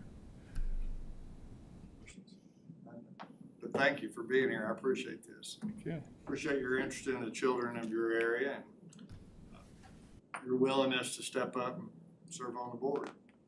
It's always a pleasure and an honor to do so, and the difference it makes in their lives is phenomenal. And right now I have a freshman at Mill Creek. They are jam-packed right there, right? So it's nice for children to have an option because the standard school, public school isn't for all the kids, as we know, and that's why charters were created in the first place. And also, I think you should know, NHA has a track record of 100 successful charter schools across the country. This isn't their first rodeo. It's not my first rodeo. We're excited to be a part of this, excited to work with the committee and make sure we follow all the rules to the T. I myself, I'm very black and white kind of person, like either we're doing it or we're not, and we're all in. There's no half in with us. And so, again, always happy to answer any questions. You're welcome to reach out to me personally. If I can answer any questions, things come up after this meeting. Happy to share my information if needed. Thanks, guys. All right. Anybody online? Any questions? Frank, I see there. Rich, I see there. No questions from Rich. There, who's up on top? Is it Jason. Jason, any questions? No, listen, I appreciate everybody's hard work in this. And Buzz, I appreciate it. I'm sorry I couldn't be there today. I will say this, that as charter schools evolve in the state of Georgia, Buzz is a tremendous resource for all board members. Buzz has always been quick to call, quick to answer the phone, respond to a text. If you've got any questions about how charter schools fit into the puzzle, if you will, of public education, he's a tremendous resource, and our relationship will continue to get stronger as we have more charter schools that have success. And I'm just proud of what the commission is doing, how we're able to work as a team with the state board. Buzz, again, thank you for being there today and answering any questions we've got. Scott, thank you for the work you've done with this committee, particularly on this issue. We've had some sticky situations with charter schools, state charter schools, over the past couple of years, and I appreciate your leadership on this committee, and I'm excited about this opportunity for 4 Points. Thank you. Any other questions?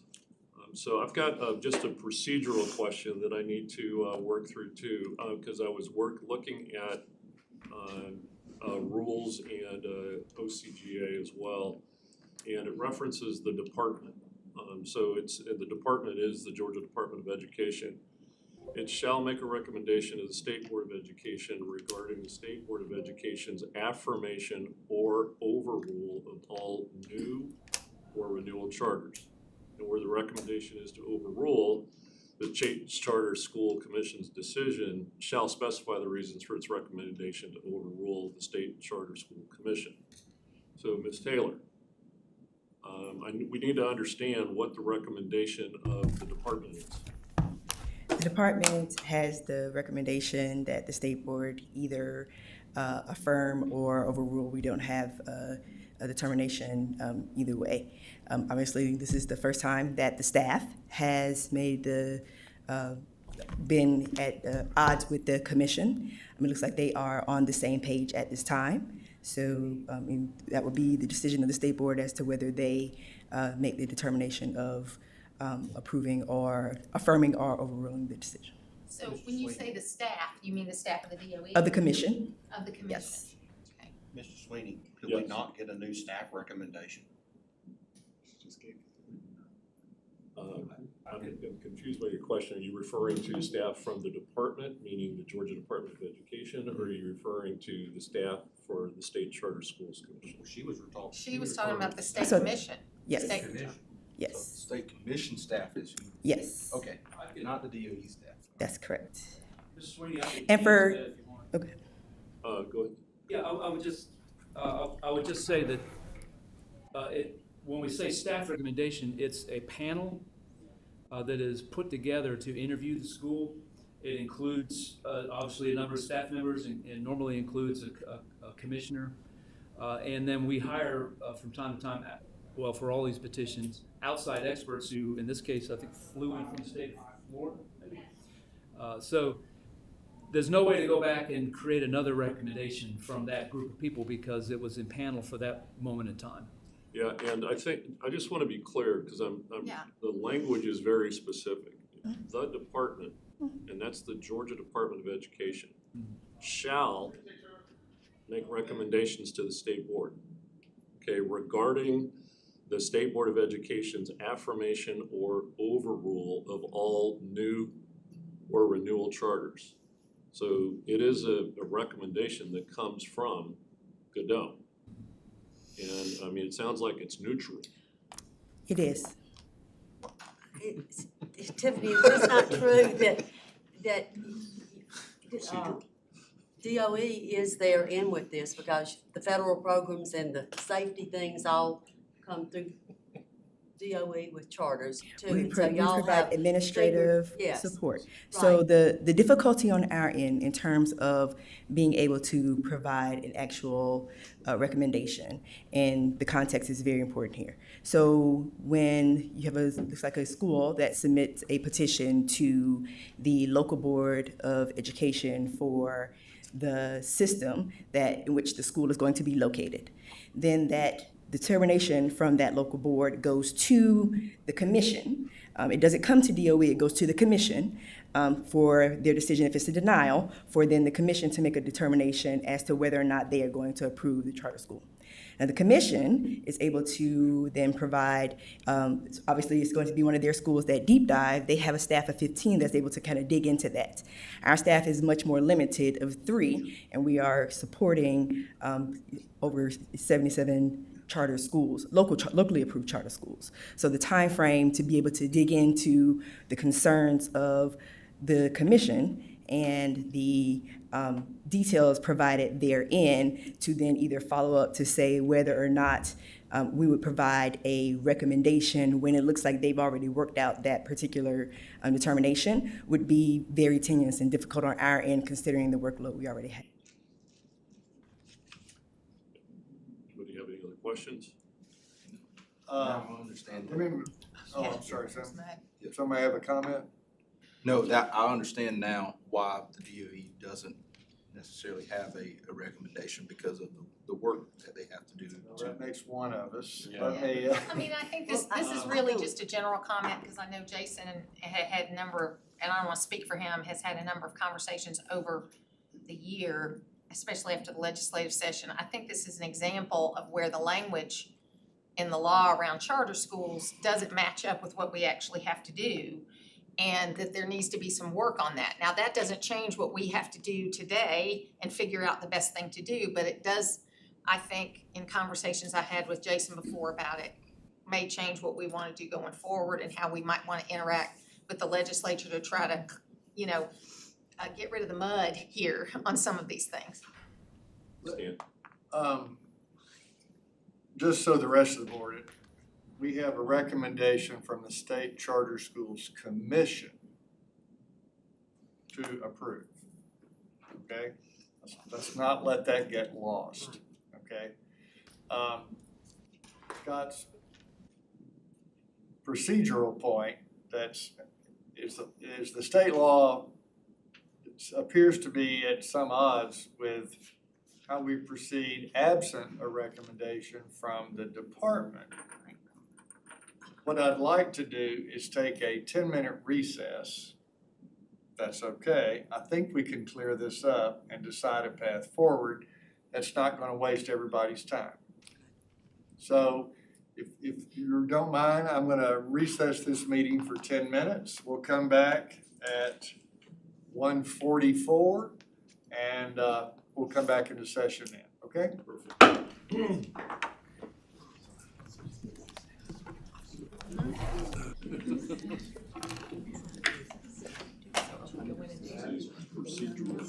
Matt. Which one?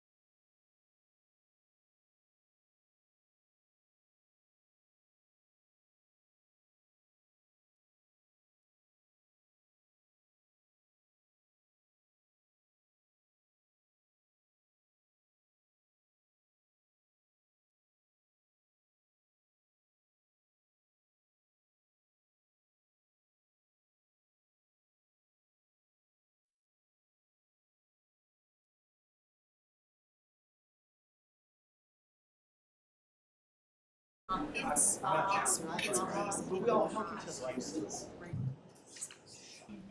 Call this out of recess, turn it back over to Mr. Sweeney. Mr. Okay. Sweeney?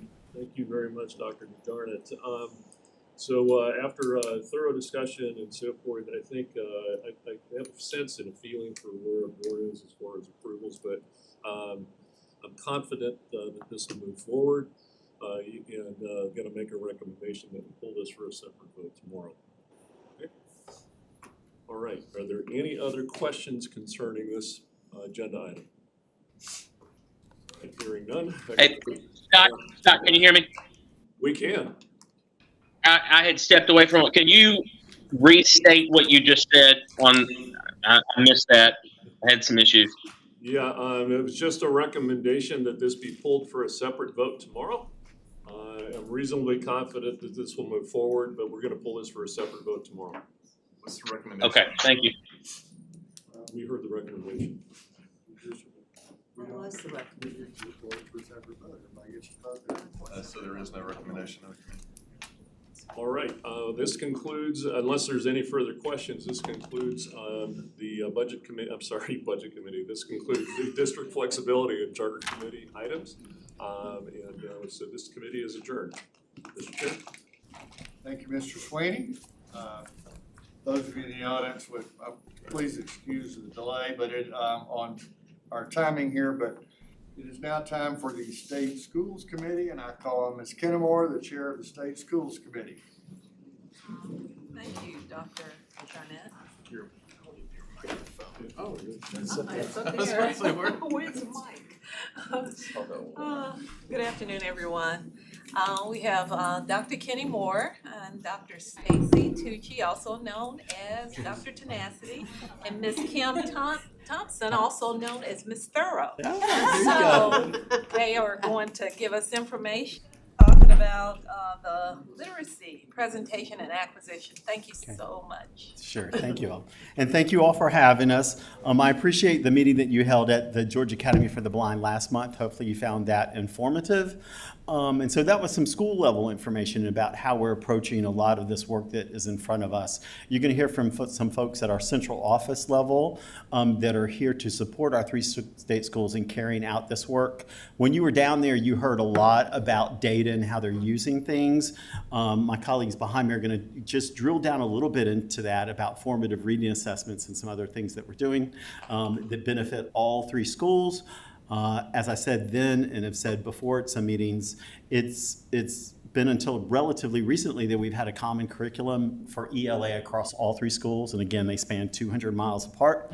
And so a goal of that is to be able to implement formative reading assessments based on the curriculum, because everybody's kind of getting the same information. And so that said, the responsibility of Stacy's unit, which is really over assessment data, because one of my goals in building her unit was that we have got great school improvement teams at our schools, very smart people, but in running a school day to day, as someone said earlier, it's hard. I have a team behind me who are gifted at measurement and performance, and they can look at this data, put it in a way that is easily digestible for teachers, parents, and students, so that they're not spending their time at the school level trying to decipher what this data means, using things like multilinear regression analysis, that stuff. They're just looking at the information that my colleagues provide them and helping them so that they can move on to then figure out, how do I use this data to support the school improvement plan, continuous improvement, and positive post-secondary outcomes for students. And so I'm going to ask Stacy and Kim to come forward and talk to you and walk you through this presentation. There's some videos in here that I think you'll find extremely helpful.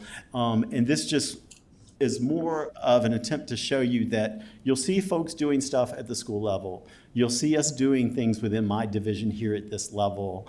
But we have to have people that are able to do it. And we have to help our schools understand that we're not coming in there as big bosses telling them what to do. We're coming in there with an approach to help them focus on program development, support, and compliance. And compliance is not a scary word. It's there to help you, but we would be remiss if we didn't go in and point out things that had to change, things that have to happen. But we want to do that in a way where our staff at the schools are at the table and they bought into what we're doing versus being told from the top down that it has to be a certain way. And we're finding as we're working through that model, it's helping more and more with people understanding that we all are here to help them. And then putting measures in place to improve all of those outcomes that I talked about. So without further ado, I'm going to ask Dr. Tucci to step up, and she'll begin the presentation with you. Good afternoon. Thank you for the opportunity to share some of the really cool stuff that we're doing at the state schools. As Dr. Moore shared, we are looking at formative assessment. Now, this presentation is going to speak mostly around reading assessments, but as many of you know, the division has been charged by the board, by Superintendent Woods, by Matt Jones, with changing our approach to data and assessment, moving from a proficiency or a standards-based model to a student growth model. And a student growth model helps us to individualize student achievement expectations, as well as the type of assessments that we're using for students. So if you'll just I'll just want to orient you to our state schools vision and mission statements. I'm not going to read them. I'm just going to pull out those bolded and underlined passages. Our statements are looking at maximizing individual student achievement, and we are looking at closing the learning gap by assessing children's beginning year baselines and then individualizing what their end of year targets are. And this is essentially what a student growth model is. It's looking at students individually and figuring out what's best for them. How do we measure their achievement? How do we set learning targets? It still includes proficiency measures. We're still taking into account the Georgia milestones, but it gives us a space to build out flexibility in the ways that we're looking at student achievement. So why are we making this assessment framework change? Why are we changing our approach? Well, the very last bullet is really what I just talked about. It's the charge that you've given us. How do we ensure that data and assessment are really individualized for the student populations that we're serving? But there are also some other reasons we're doing this. We were the only state schools in the nation to receive federal funding from the U.S. Department of Ed from their Striving Readers Comprehensive Literacy Initiative. That Striving Readers Comprehensive Literacy Initiative is known in Georgia as the L4GA Initiative. That was sort of how it was rebranded. So Department of Ed wrote for this grant. They were awarded the grant, and then they awarded subawards out to school districts and programs through Georgia, and the state schools was the only state schools division in the entire nation that was awarded this money. So as we work to meet the deliverables of the L4G initiative, one of the things we had to do was align our reading assessments with best practice. And one of those best practices, we have to give those reading assessments in a fall, winter, spring administration schedule. And so we are now in our 4th year of administering formative reading assessment on that schedule. Additionally, we are reporting our reading data to the DOE for analysis, but we are also, as Dr. Moore said, analyzing data not only at the programmatic level, but also all the way down to that classroom level so that we can make instructional decisions that are data-based.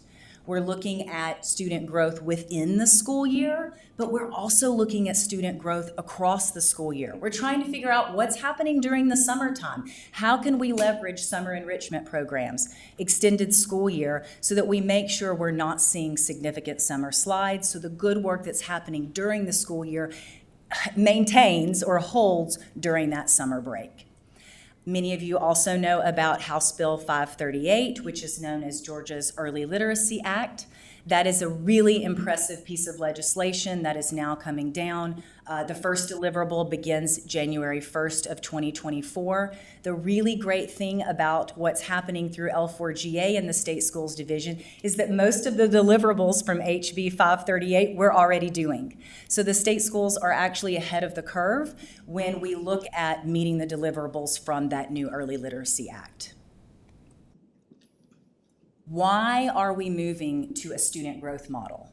Well, when you think about a proficiency model, that only looks at summative assessment data. that would only be looking at how children are performing relative to a milestones assessment or relative to a particular grade or standards-based expectation. For us, most summative assessments are not showing everything our students can do because they are normed on typically developing kids. They're normed on typically performing kids. And many of our children have atypical developmental patterns, and they have atypical achievement patterns. And so to round out our true data story for our students and our teachers and our schools, we are moving to this student growth model that gives us flexibility. Of course, we're looking at proficiency and grade level standards, but we're also looking at that formative assessment. What's happening at the individual child level throughout the school year and across school years.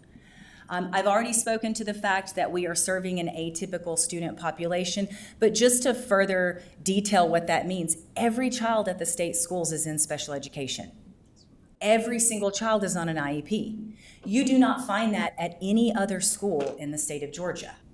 And then if you whittle that down and you look at DHH programs within other county programs, they are also serving that type of atypical student population because all of their DHH students are on IEPs and being served through that special ed delivery model. So that's a little bit different when you're talking about the student distribution. We're sort of skewed to the left.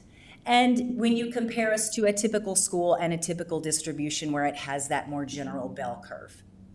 And then essentially what we want to do is we want to make data and assessment meaningful for our students and for our teachers, and we want to show what's really happening within the schools. So I'll give you just a second to take a look at this data set.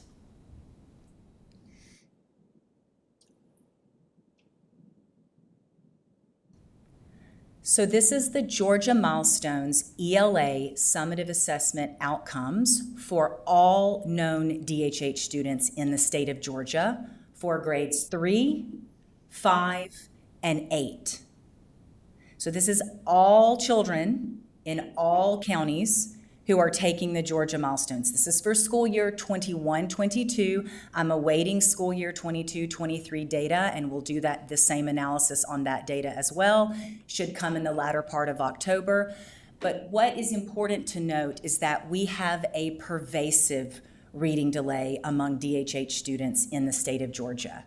It's not only pervasive by the time they get to grade 3, but it persists. It continues even into grades 5 and all the way to grade 8. Now, please note that these are not the same cohorts. These are different grades within the same school year, so of course we can't necessarily compare apples to apples, but longitudinally, as I look at this data, we are seeing the same types of trends. We are seeing persistent and pervasive reading delays within the DHH population.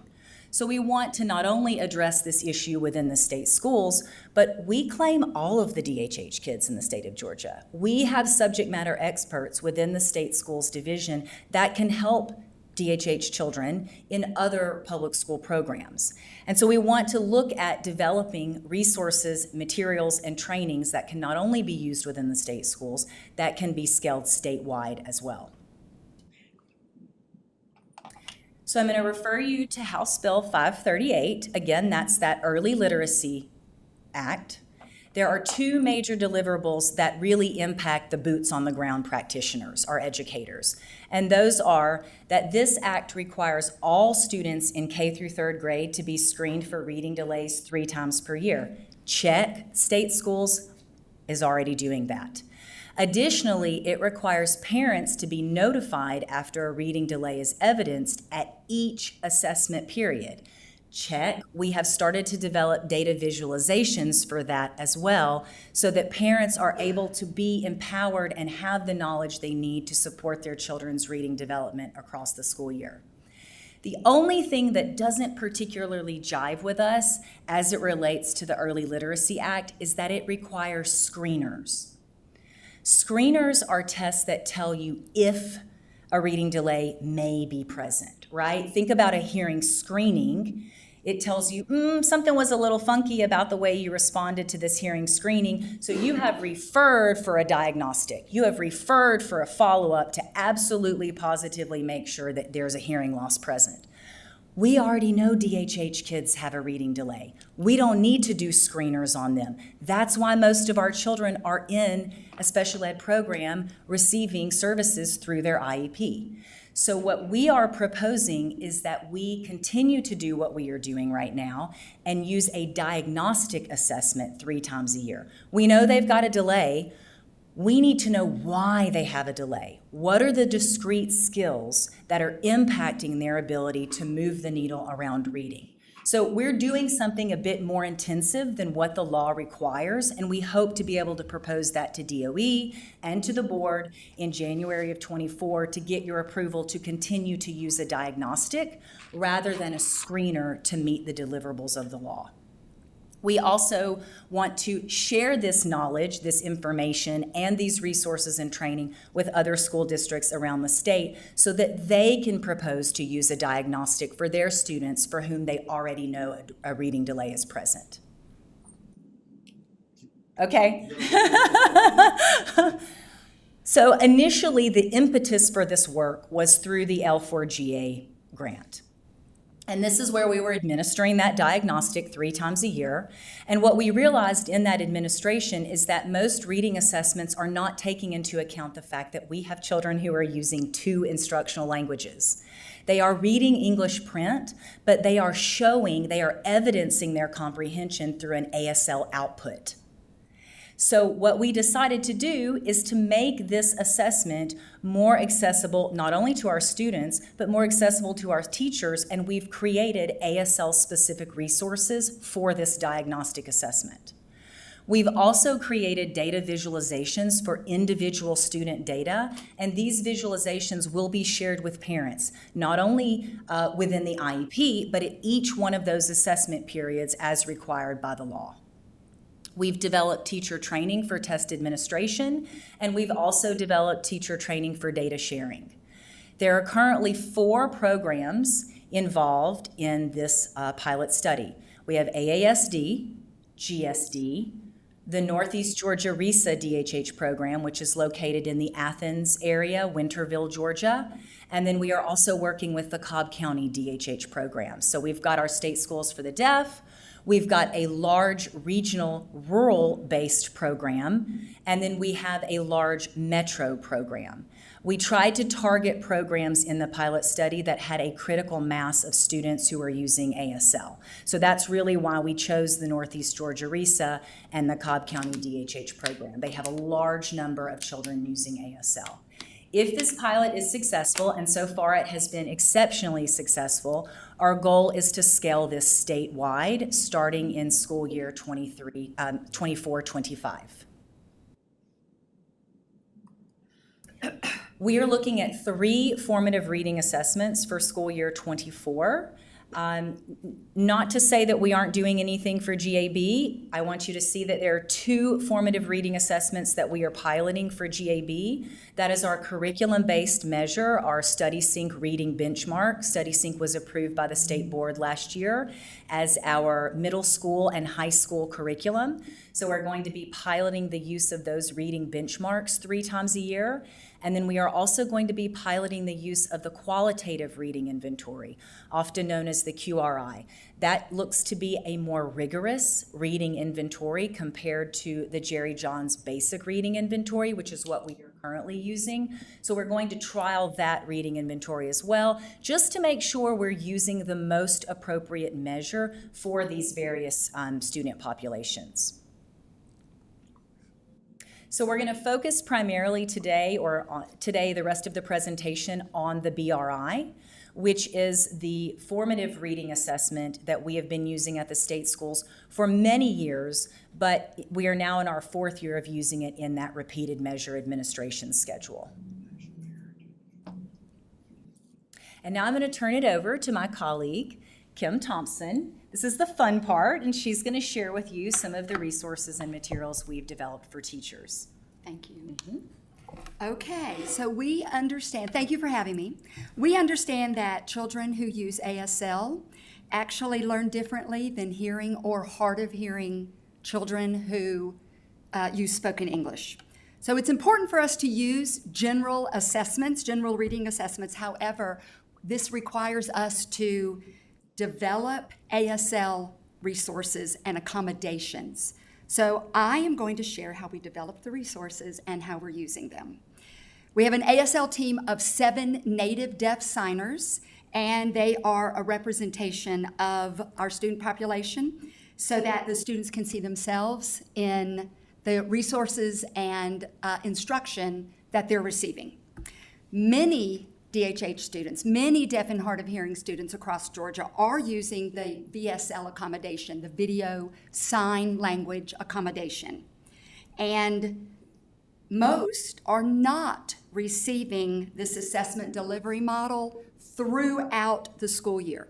So generally, this is not considered best practice. We don't want to give a child an assessment that has VSL the very first time that they're going to take the state assessment. So we want to make sure they practice with this accommodation and they're familiar with the way it works, with the way the test is delivered through that accommodation. We created this accommodation specifically for the Jerry Johns Basic Reading Inventory, and it gives teachers opportunity to collect this data on whether or not the students are taking this test and it is effective for this accommodation. If not, Georgia has provided us with a live signer waiver. So we rolled out this ASL resource training at GSD and at AASD, as well as, you've already seen, Cobb County's DHH, Deaf and Hard of Hearing program, and the Northeast Georgia RESA, Deaf and Hard of Hearing program. We're already seeing the benefits, as Dr. Tucci has mentioned, of this professional training. We're seeing these programs aligning their assessment with the Georgia Early Literacy Law. Cobb County was giving their assessment 1 time a year. This year, they're moving to 2 times a year, and in school year 24-25, they will move to 3 times a year.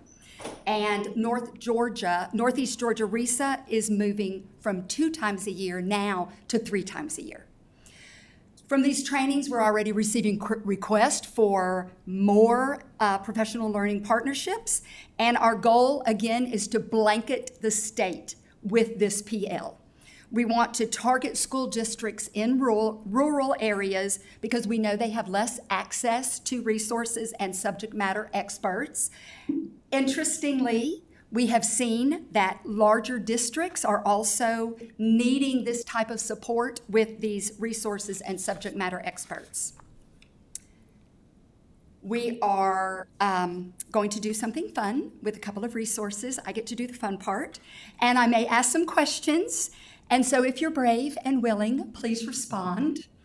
And one of the skills we're going to look at is how the children are reading isolated words.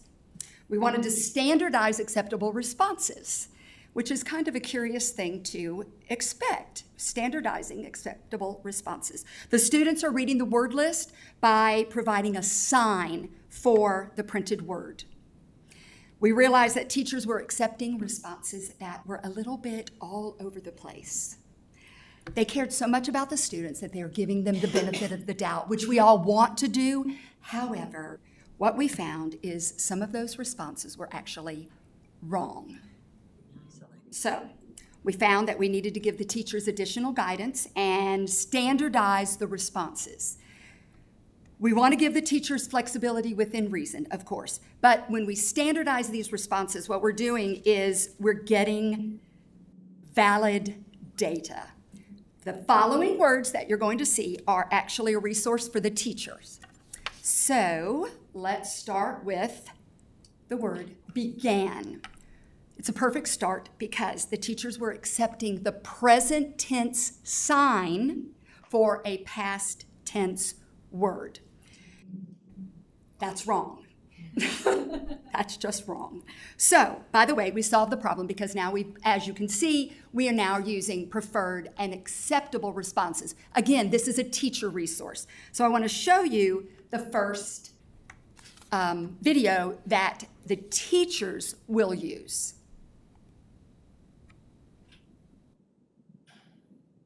So she signed preferred is begin, finish, which means it's already happened in the past. We begin, we finished it, we began. Begin, finish is the sign for began. It has to include both components, begin and finish. In the past, they were accepting begin. That's it. The students were not differentiating between a present tense and a past tense concept. So the next word, I would like you to now think about how many meanings you can come up with for the word stream. I want you to just think about that for a second, for a multiple meaning word, stream. And let's watch the video. But I'm not going to tell you what the signs mean or give you a full detailed explanation. We're just going to talk about it in just a second. So see if you can figure them out.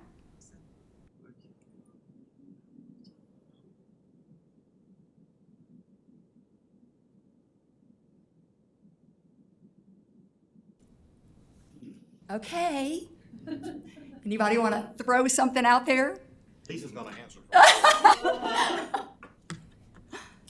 A noun versus a verb?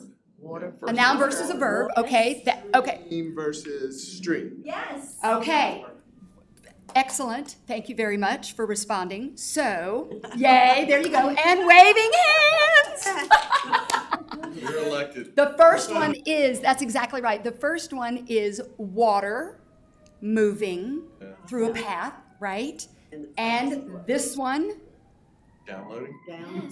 we have to add contemporary signs now. The times, they are a-changing, and so now we've got to, so think about Hulu streaming, video streaming, my phone, I can stream something. It's coming from over here, and now it's coming into my phone right here. Like rain. Downstream, okay, that would have been good. Downstream. We're downstream. Okay, yes, thank you very much. The next one is another multiple meaning word, so let's look at moccasin. Okay, you ready? Here we go.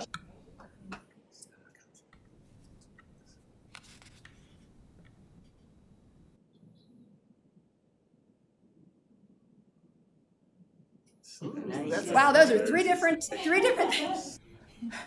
Okay, the first one is in reference to Native Americans and shoes. The second one is just a different sign for the Native American and, again, shoes. And the third one is a snake. That's the sign for snake. So these, again, are what teachers are using to say, my kiddo signed this, what's acceptable? Because we're seeing too much flexibility in the acceptable responses.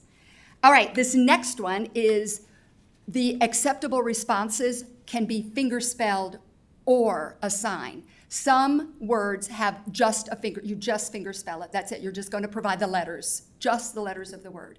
Some are both fingerspelled and sign, and some are just a sign. So this is an example of everything. Let's take a look.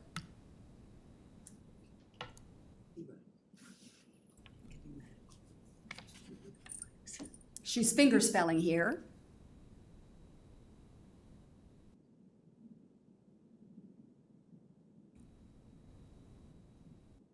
So hero would be perfectly acceptable if a student fingerspelled H-E-R-O, H-E-R-O. If they fingerspell that, absolutely, it's correct.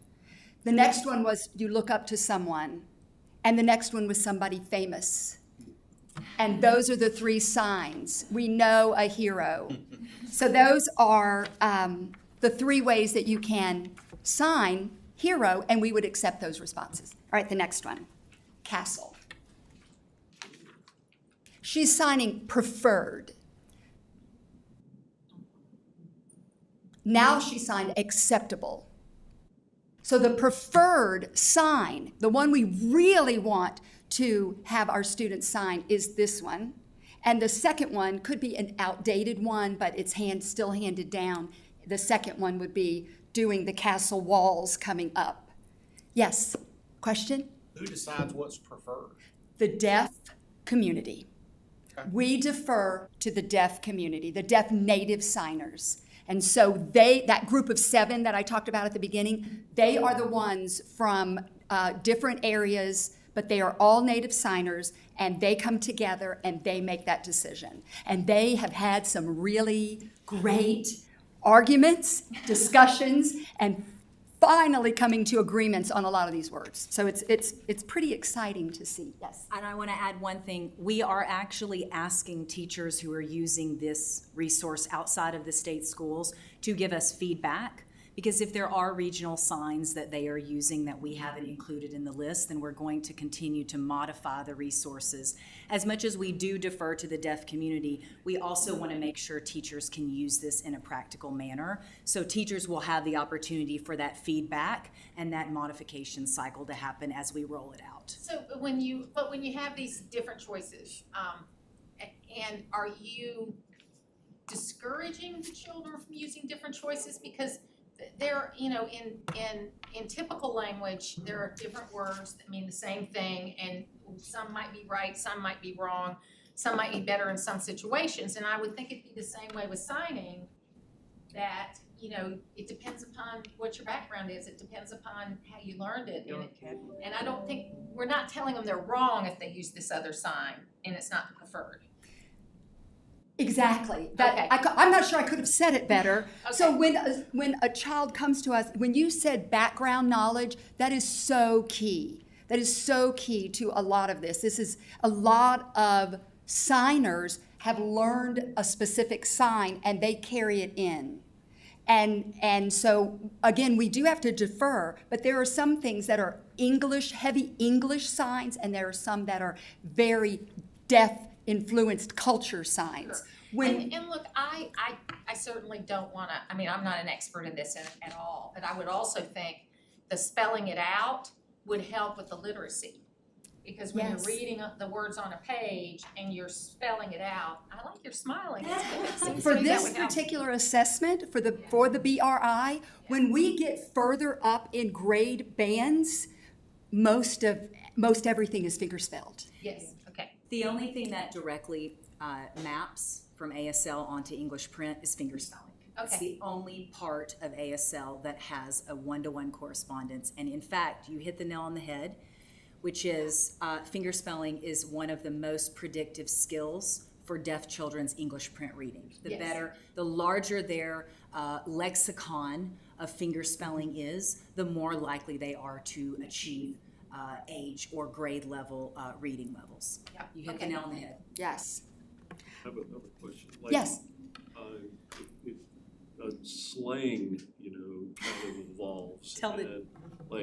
For example, when if somebody was to tell me that's sick, I'm thinking, okay, that's like a perverse thing or something like that. When in modern culture, that's sick, that's like, wow, that's awesome, that's great. So how do you handle that differentiation? It's perfectly fine for the teacher to have.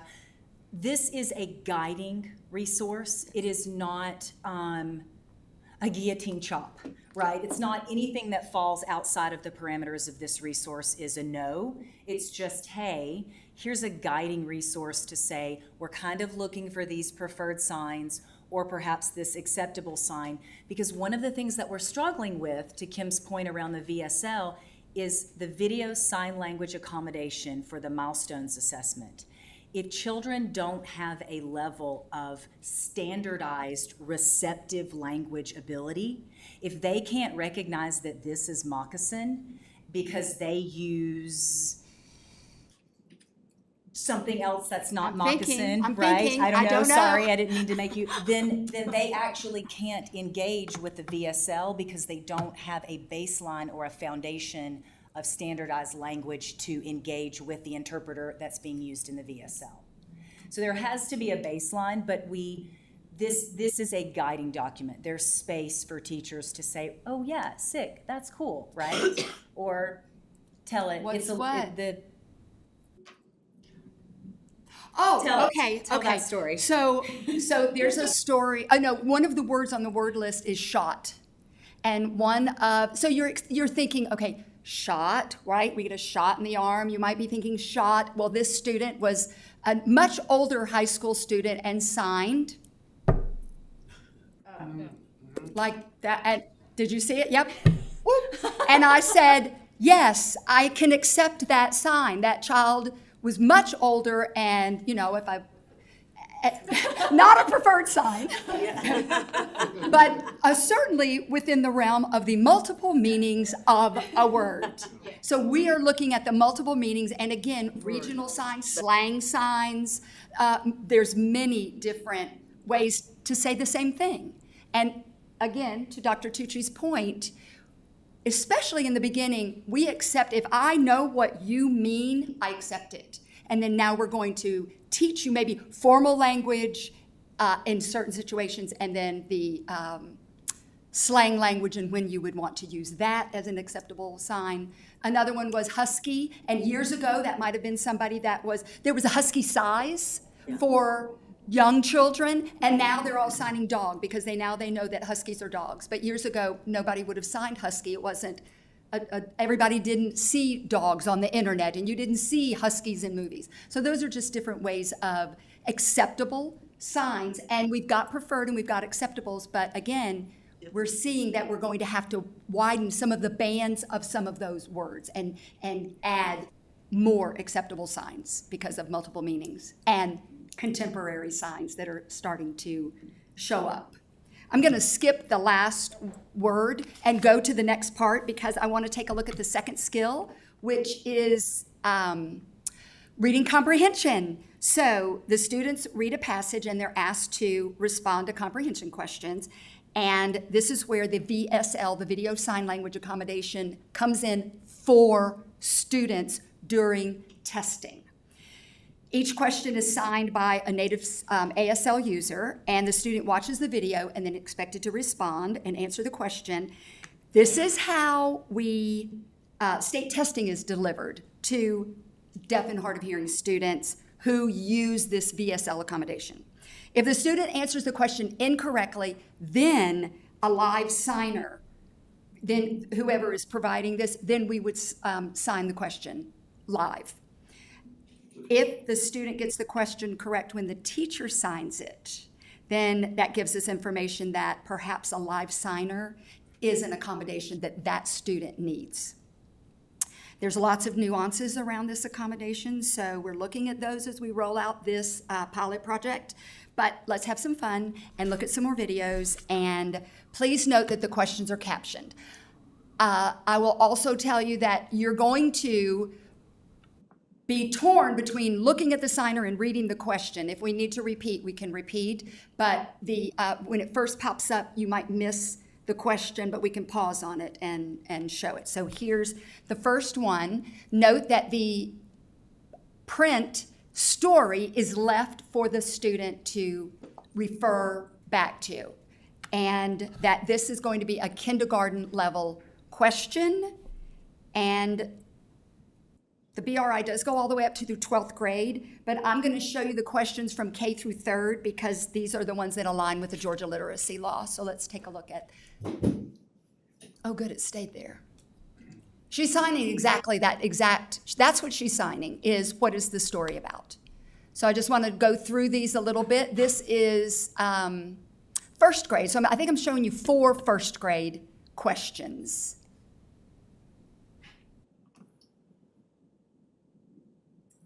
So I also want you to take note of the diversity of our signers.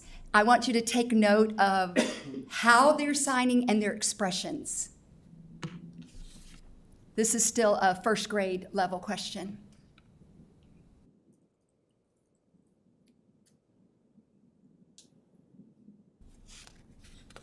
This is question number 9 of 10 of 1st grade level.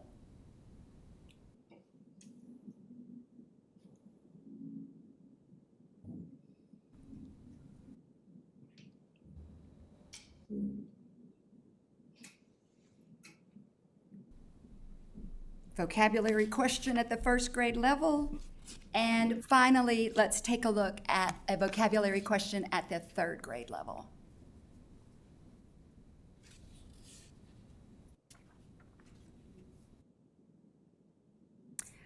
So that is the components of the BRI and how we are providing those accommodations for our students who are deaf and hard of hearing. And I would like to turn the remainder of the presentation back over to Dr. Tucci. Thank you. Thank you. All right, so we'll go through this really quickly. I talked about data visualizations. How do we leverage data in a way that makes it actionable, not just for teachers, but also for parents? I think when you are able to share data with parents that is palatable to the parent, it empowers them to be able to say, wow, what's going on with my student? He's almost there. What can I do to meet that grade level benchmark? Or wow, she's really far behind that grade level benchmark. What do I do now? Can we talk about remediation? Can we talk about tutoring? Can we talk about summer enrichment? So one of the things that we've tried to do is create a very simple line graph that shows where students are performing on the BRI relative to those two major skill domains: isolated word reading and answering reading comprehension questions. And we have a teacher training on this, and we are now starting to work on another guiding document because we're realizing teachers aren't comfortable many times talking about data. They don't have the language or the vocabulary to feel confident in sharing data at a level that parents can engage. And so we're working on some guiding documents and some trainings to help teachers feel more confident when they are sharing data with parents. So this is an example of a line graph for the BRI that is tracking where a student performs relative to reading words in isolation. So if you have any information about teaching, you know a strategy called scaffolding. Scaffolding is I do it first, we do it together, and then you do it by yourself. The BRI uses a scaffolding technique when they are looking at student performance. So the frustration level is the I do it, the teacher do it. That's where the child can no longer achieve without input from the teacher. The instructional level is the we do it level. That's where the kid can achieve, but with some help from the teacher. And then the independent level is, of course, the you do it level. That's where the child can read independently. So for this student, you'll see that they are a second grade student because the Y maximum is at second grade. And it's highlighted so that we indicate this is where this child should be performing. They're in the second grade. Our target is for them to be on grade level. So for this student, they've got a ways to go. The green line represents where they are functioning independently, and anything under a 1 is functioning at the kindergarten level. So a 0.2 would be beginning kindergarten, 0.5 would be middle kindergarten, and had this student scored at a 0.8, that would be end kindergarten. So we have a second grader who's performing independently on a middle kindergarten level.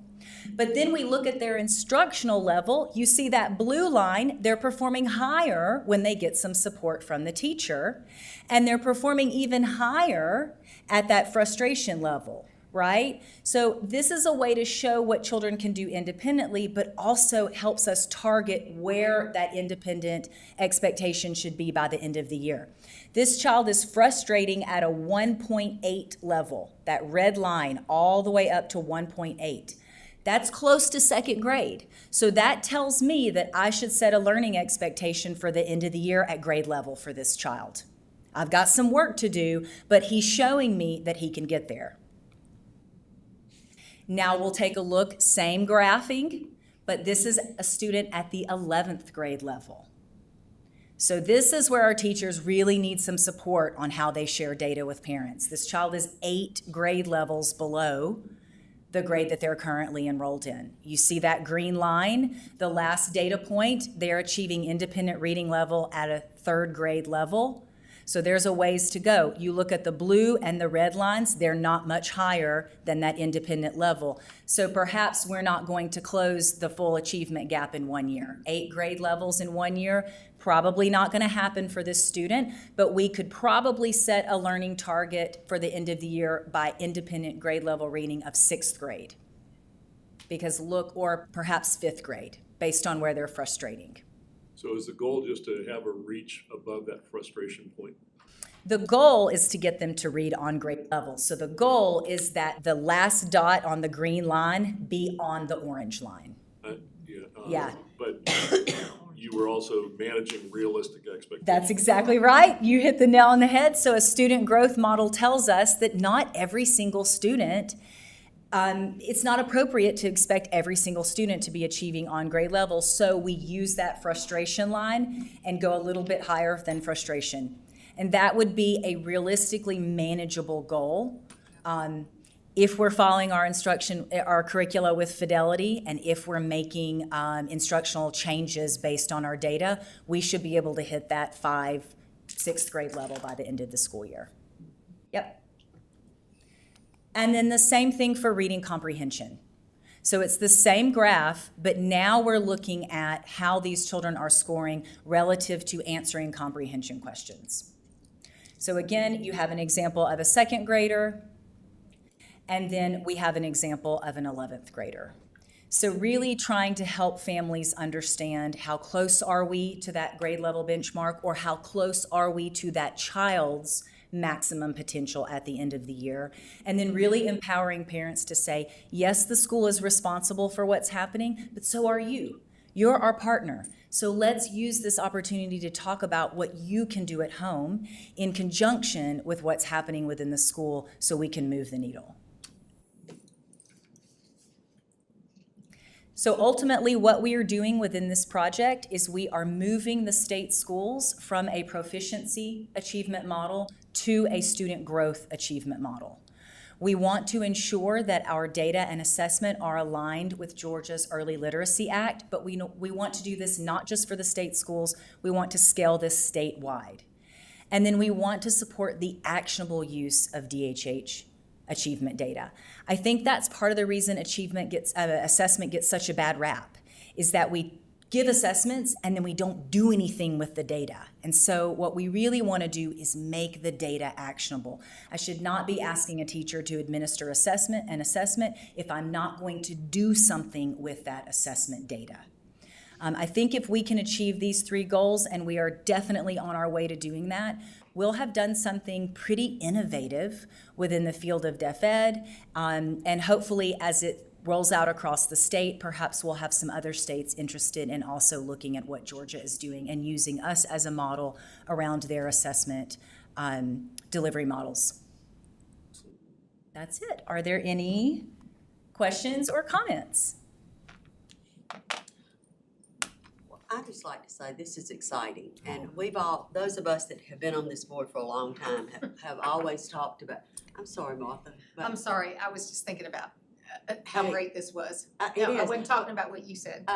But the growth has always been something that we've talked about, and I'm so excited that you're bringing that back, and we're talking about it because we've said, we had that scale, and we always kept saying, you got to have growth, because I'm teaching 5th grade and I have a 3rd grade reader in my class, and I progress him through skill sets like we're doing maybe a year and 9 months. That's a lot of growth. So I understand that, and I think everybody, even if you're not a teacher, you probably understand that, but I'm excited about growth. I think we should look at it for our model with the CCRPI as they put in some things. And our district superintendents are asking for that too, so you're on board. Yeah, thank you. Good work, thank you. Martha? Thank you so much. Any You had other something else? questions or You had any comments? I was just thinking how great this was. Awesome. It's Thank you. wonderful, yeah. Thank you. Well, I don't know if it's just coincidental or if it's, probably not, that this is all so aligned with House Bill 538, maybe. It's great. And I always appreciate the way you approached our professional development in this. Because it is. This is, you're. We should see it as such, yes. And this is our professional development. So I thank you very much for the presentation, and thank you for, keep it up. Thank you. I just want Ms. to, Kenmore, I want yes. to make sure Yes. everybody understands Yes, why I say Dr. Tenacity and Miss Yeah. Thorough. Tell them. Because you guys, I have seen you in action working, and I appreciate all the work that you do with our students, our teachers, our schools. And Kenny, thank you. Sure, no Yes. problem. Thank you all. Thank you Take so care. much. Thank you. Thank you. That's right. Right. All right, Ms. Kenmore. Back. It's now time for audits, but before we do that, Mr. Donovan has a request. The Microsoft Teams meeting ended at 2:30. I would think it would end itself or it could be extended, I don't know, just wanted to point that out. It might have to be extended for the people. Are we still streaming? Yes, you're still streaming. Okay, thank you. Thank you for hanging in there with us. Those of you that are online, I'm gonna turn it over to, Mr. Royal and Ms. Brown. Good, we'll try to be as efficient as possible. I know, y'all are like me, the brain cannot absorb what the rear cannot endure. So we need to get going, but there are some important things. One, I want to start off on a positive note. Is that Carrollton County is now off of the medium risk and is off of all risk it off. So celebrate progress there. Good job for them. But then we've got some other things we need to address with Talbot County. And when we had our meeting with Talbot County, we had a lot of obviously conversation on what we were hoping they would do and what they promised to do and what they said they were going to do and what we said we were going to do. So we needed to get an update on that. And we said we would do it at this meeting this month. And with that, we've got folks from our financial review office and Amy and her team. I'll start with them, and we've got some of our team from our Department of Audits. We've got Sarah McLeod and Kenneth Knight with us here today as well to answer a few questions we have from the action items that were formed, out of that first meeting, and see where Talbot is and see what action we need to possibly take. So with that, Amy, hey Amy, you there? Hi, yes, good afternoon. Welcome. I'll just start off with a few of the questions. I've gone over some of the action items, and some of them were disturbing, but I'll go over a few of them, because one of the main issues we were looking at is their process on the federal grants, and cleaning up the federal grants. So that was a big thing we were looking at during our last audit meeting. Where are we at, where is Talbot at their cleanup process with the federal grants? Well, there is improvement. We do have financial review team that meets at least every other week with the Talbot County Finance Officer, if not weekly. We do try weekly meetings. We have cleaned up with the assistance of financial review. They have gone in and analyzed all prior year balances and have cleaned up the balances through the beginning of fiscal year 23. In addition to that, Talbot County has noted that they have started biweekly meetings with the federal program directors. However, we are not confident that the Godot federal program offices receiving the information for drawdowns are receiving the information timely after expenditures are incurred. Currently, we have about 2/3 of the IDA flow-through grant remaining not drawn down. And a lot of that has to do with getting the information into our federal programs group for their review and approval on a timely manner. It also has to do with timely approving budget amendments. We do still have 2 budget amendments out there for fiscal year 23 IDA federal funds that are awaiting approval by the superintendent. They were approved by our federal program specialists here at DOE on June 20th and July 19th, respectively. And they are still pending superintendent approval to move forward with those budget amendments. So while we do see progress and moving in the right direction, there still does appear to be a coordination and leadership issue with the timeliness of implementing their federal grants. As it stands right now, they have not drawn down enough funds in their IDEA grant to even consume their 22 carryover balances, and those do sunset September 30th. So we are concerned with that. So again, there has been improvement, but we are not confident that they are going to be able to move forward without the assistance of our financial review team at this point. Okay, well, you just answered 2 of my next questions, I think, because it was their drawdown process. What about their budget approval? How did they do on that? Yeah, their budget approval does still appear to have an issue with timeliness. We do, like I said, there have been budgets out there since June and July that are still pending superintendent approval. So where that breakdown is at the district level, we're not sure. Those budgets have been submitted by the finance officer, and they have been approved by our program budget manager. And before those amendments can take place and they can continue with drawdowns, they have to be approved by their superintendent. So apparently there is still breakdown at the district level. Do you know when their in budget was communication. approved? One of them was approved on June 20th and the other July 19th, for those two in particular that we're concerned about. So there's, between both of those processes, there's been approximately 2 to 3 months. Correct. Okay. What about do you think the CFO is now in a position to really focus on the responsibilities and the processes and to take the role? I think I already know the answer to this question, but to take the role without any assistance from Godot? No, we don't. The CFO has made a great improvement. The CFO has learned a lot. The CFO is responsive to our meeting requests and so forth. But it's our understanding, now we don't know the specifics, but it's our understanding that who they hired to replace the CFO as IT director has since resigned. And so the CFO is taking away a lot of the time to work with the IT job duties. So it's a lot of work for someone to assume and have to maintain other duties. The finance officer job is definitely not a part-time position at any size of our school district. So we do think that there is some assistance, there that's needed. And also just with the timing of the drawdowns, the amount of funds that have been drawn down to date, we do still have over $600,000 in ESSER 2 funds that expire on, I guess, Saturday. That have not been drawn down.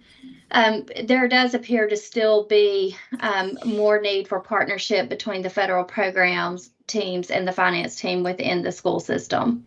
Simply because the CFO's responsibility isn't to implement the federal programs all on their own. And again, they are supposed to be having biweekly meetings and the expenditure reports are being shared.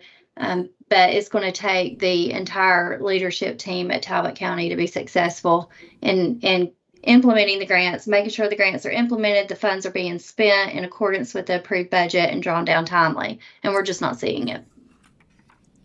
Are they even coding things correctly?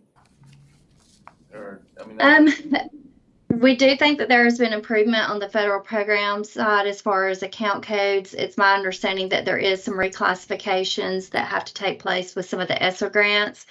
There are a lot of various ESSER grants with some of our reserve grants that we have flexibility to award grants for specific purposes.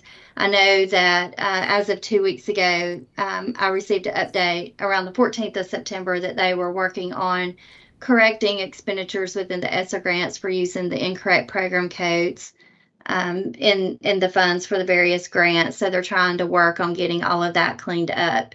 As far as the general Title I grants, the general ledgers that our federal programs team are receiving through the modified invoice approval, they are able to review that information. I do think that there's been some information sent that our federal programs group hasn't been able to approve for drawdowns, but the finance officer has been working, with the back and forth with trying to get them the correct information to approve. So definitely room for improvement. I do think that there's some work to be done on those ESSER funds, which is a little bit concerning since they are sunsetting. Not quite there yet after 2 years of working with them. $654,000 sunsetting on Saturday. I'll see, pulling the drawdown. Correct. What's the FTE of, is it 400? And I forget what the FTE is. I think it's 400 something.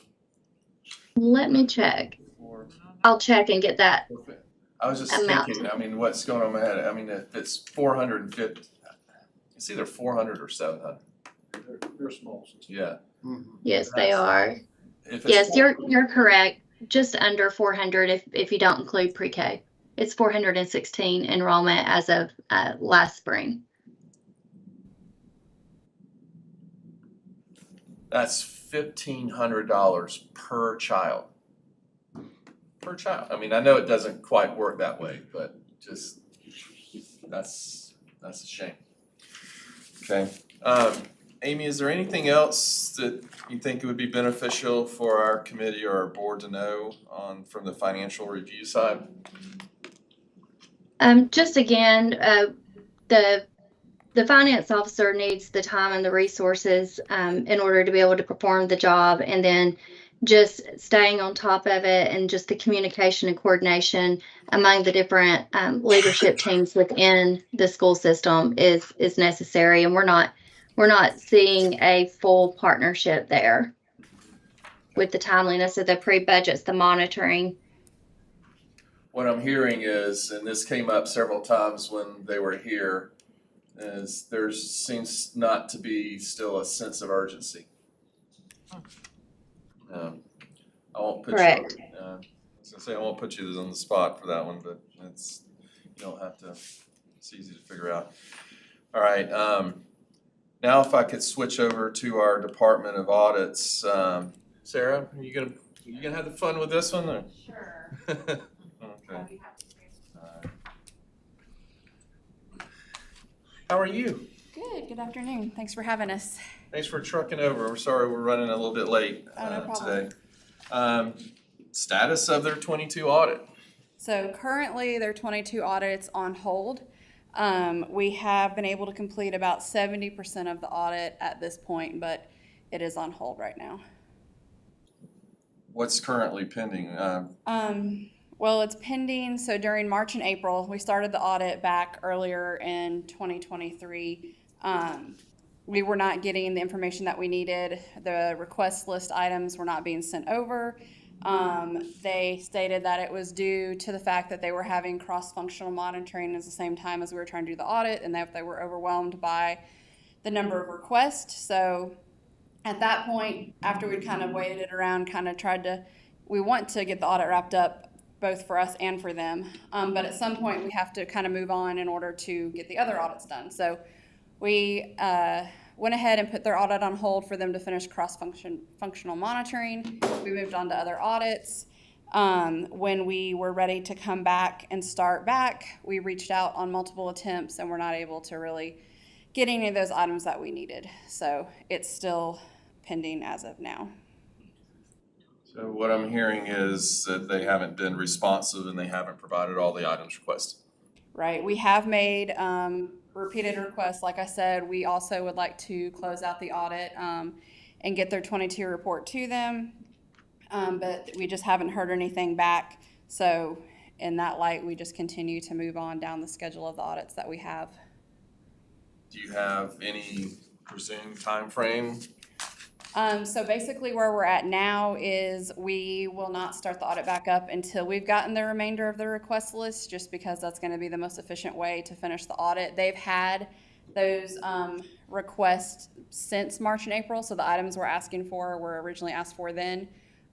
We are now doing our work on our state ACFR and starting our FY23 low-risk audit. So we'll just have to, once we have the information, we'll start to put them back on our schedule, but it may not be immediately just because of priorities.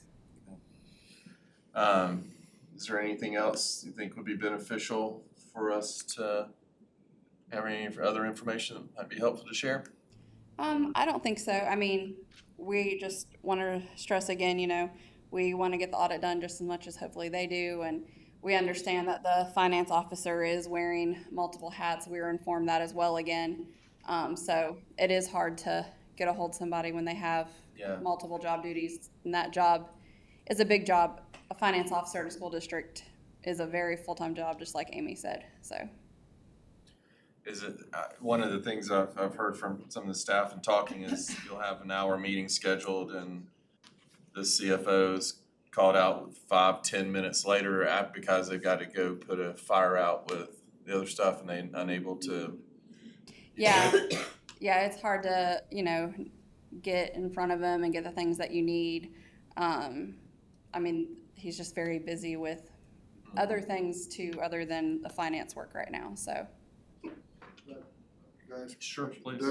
Relative to that, does this person wear other titles beyond CFO, or are there just a lot of other duties that they seem to get caught up with, or does this person actually have other titles? I can't say if they officially have another title. They were previously in the IT department, the IT director. And so when he moved into finance, it took him a while to find a new IT director. And so I think they just kind of, you know, now they're without again, so he's helping out in both areas, so. I want to make sure I heard that right. Former IT person is now the CFO. Yes. But that's not, I mean, yeah, yes, I will stop there, yes.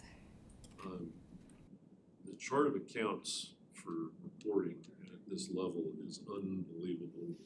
And it doesn't matter if you're a large system or a small system, the chart of accounts. Right, they do the same work. Is the same. And this sounds like a clear example of somebody that needs to delegate and hire some, you know, other support. Because, you know, this demand that for the audit is not gonna go away. It's gotta be done. Right. And they're just gonna, unfortunately, I mean, like I said, we're about to start our 23 cycle. So, you know, we try to get the audits done. You don't want to get too far behind and having your audit be late. So we would like to close it out as soon as we can.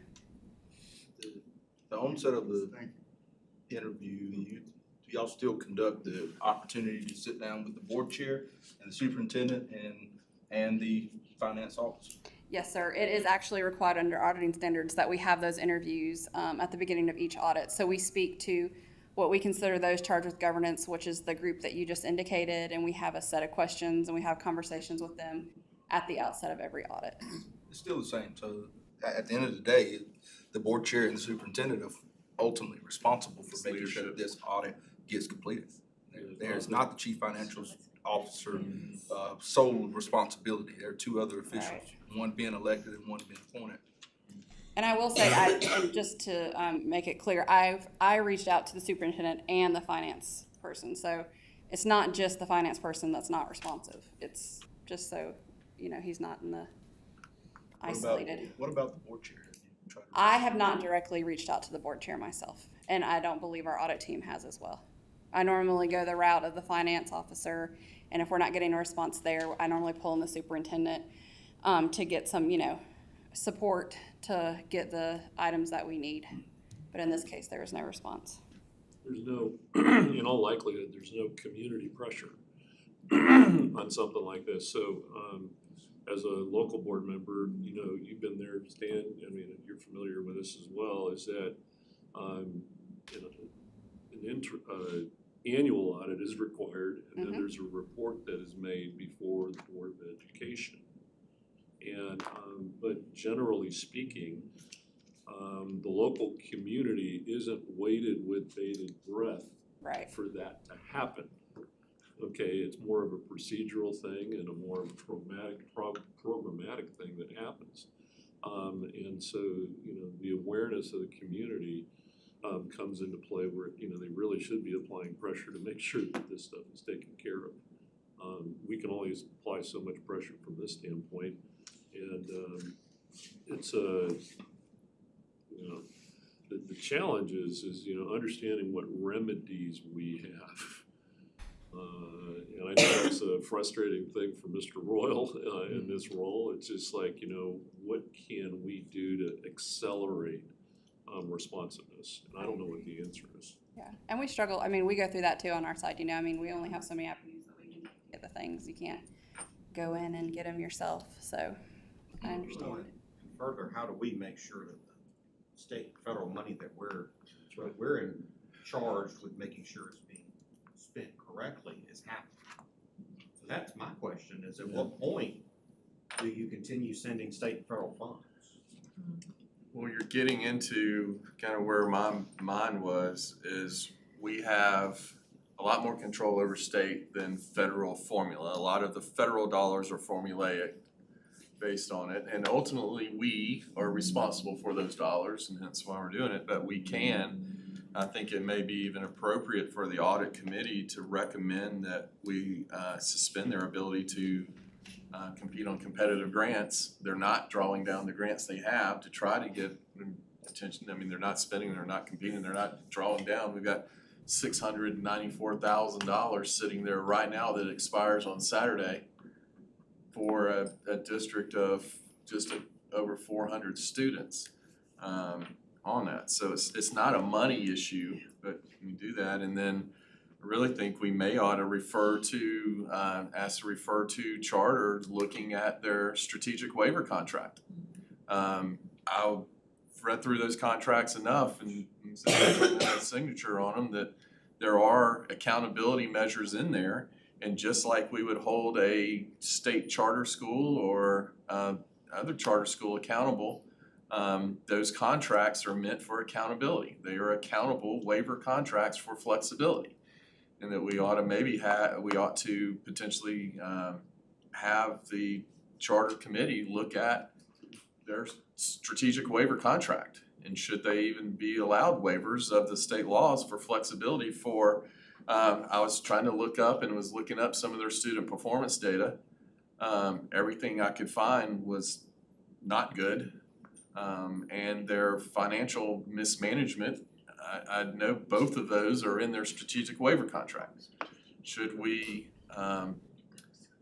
take away some of that flexibility to try to make sure that the kids are being served? I don't know if that's the answer, but I think we ought to peek under the hood and do that. I think that would be newsworthy for the local paper. I mean, but to your point, Matt, it's what do you do to make the adults pay attention to where you don't harm the kids? Where is that? These kids don't get to pick their parents and they don't get to pick where they go to school. But those 415 kids, best chance of breaking the cycle of poverty is in education. So we can't, so what do we do? We've already had the superintendent up and he's one hell of an actor. He told us he was going to do a whole lot of stuff and including give a sense of urgency. It is ultimately clear there is no sense of urgency. At what point were we not going to reach out to the elected officials? Yeah. They're ultimately responsible for all this at the end of the day. Yeah. Not the superintendent and the CFO, but the Board of Education. Yeah. Well, the board chair came with the superintendent. Wasn't she here with the I was superintendent? virtual that meeting, so I don't know. I think she was here with the superintendent. Yeah. Yeah. There was someone from the Yeah, 'cause we board. did. Yeah. I remember that. Yeah. Well, let's talk about Yeah. some options here. Superintendent Woods and Rusk, and in the course of our several conversations here, we asked them to explore options. Mike's already identified a couple, but Rusk, is there, and Richard, is there something else that we can do? And before you answer the question, I want to make sure that we're a part of the solution and not a part of the problem, that we contribute to the solution and not to the problem. My concern about withholding waivers that they're currently making available is, let's say we remove the flexibility with class size. I don't know if that's one they're even taking advantage of. But if we remove that flexibility with class size in the middle of the school year, that could have some even more negative consequences on direct instruction. Now, that's a hypothetical. I don't know if that's even a waiver they're taking advantage of. But I'm all for considering all of those options at the end of the school year. But I want to make sure that the options that we choose help them arrive at a solution with their management and not contribute to the problem. But Rusk and Richard, if you want to weigh in on this, I'd love to hear it. I mean, I think we should take a strategic look at it. I think trying to come up here and say that we should take away certain things like like competitive grants with state funds, I do believe we have the authority to do that. Federal funds, it gets a little more trickier, especially when you get into IDEA, special ed, trying to, things that could hurt the students. We've had a few other things potentially mentioned at looking at what they're waiving, looking at potentially the superintendent's time, because I believe he may only be at 50% time superintendent. So there's some different avenues that we can do some research and get back to you. You're thinking now, because we have a clear problem. And that is one, because he is a 50% superintendent, and it makes sense for this, but maybe it's to what you're saying is we, i.e. board chair, Jason, who's not here, since he's not here, we'll put it on him. Draft a letter to the board chair that we are considering moving on these two issues to, one, suspend your ability to compete for competitive state grants, and then two, we'll be reviewing the strategic waiver contract to look at potentially removing part of those waivers or revoking the contract. To do that, because to get their attention, to get the adults in the room to wake up. Well, and on top of that, you've got a 50% superintendent, you got a CFO that's doing 2 jobs. You've got people that aren't responding. I mean, it's a much deeper problem. Yes, it's a leadership problem. Yeah. Understand. It's just, the cat's away from us. They only got someone there 50% of the time, stuff will happen. Some of the issues, some of the interventions, let's call them, that we've just kind of kicked around. Some of those can be done administratively, right? They do not require board action, right? Correct. And some, particularly the waivers, would require some action on our part. If you could get us, maybe by the retreat, a list of those things that could be done administratively by the department and could be implemented at any time. And what their waivers are, what are they waiving in their contract? Right, along with a list of the strategic waivers that they're taking advantage of, because those things would require some board action. I think that would help us, or at least let us know what all the options are on the table. You think y'all could have that done by the time we get to the retreat? Yes. Okay. All right. Would it be Mr. beneficial? Chairman, may I, please, Frank. say, this county is in my district, it's in the top, area of my district. I'll be more than happy to go pay a physical visit. I mean, I know there were challenges that were expressed by the superintendent the last time he was here for student safety and other hiring issues. I know there are, do we know what other people they've attempted to hire? Are they having issues? Obviously, have they had candidates come in to fill these positions and then leave because of circumstances? I mean, I don't know what you do in a situation like that, but I would like to hear more details than just what we see in the numbers. Talbot County is a little different than Gwinnett County. Yep. And what was even going through my mind, Frank, that's very accurate, it is. And when you got it, and you got 5,000 something people in the entire county, but it's not that far to some other sister areas that do. But IT seems to be a big issue. I know what I'm doing in my business. I can tell you where my IT's not. It's not in Gwinnett. A lot of that can be done remote. Obviously, you have to have people with physical assets and to do things, but they can't even have that many computers for things that need to be done. A lot of the work and different items could be handled remote.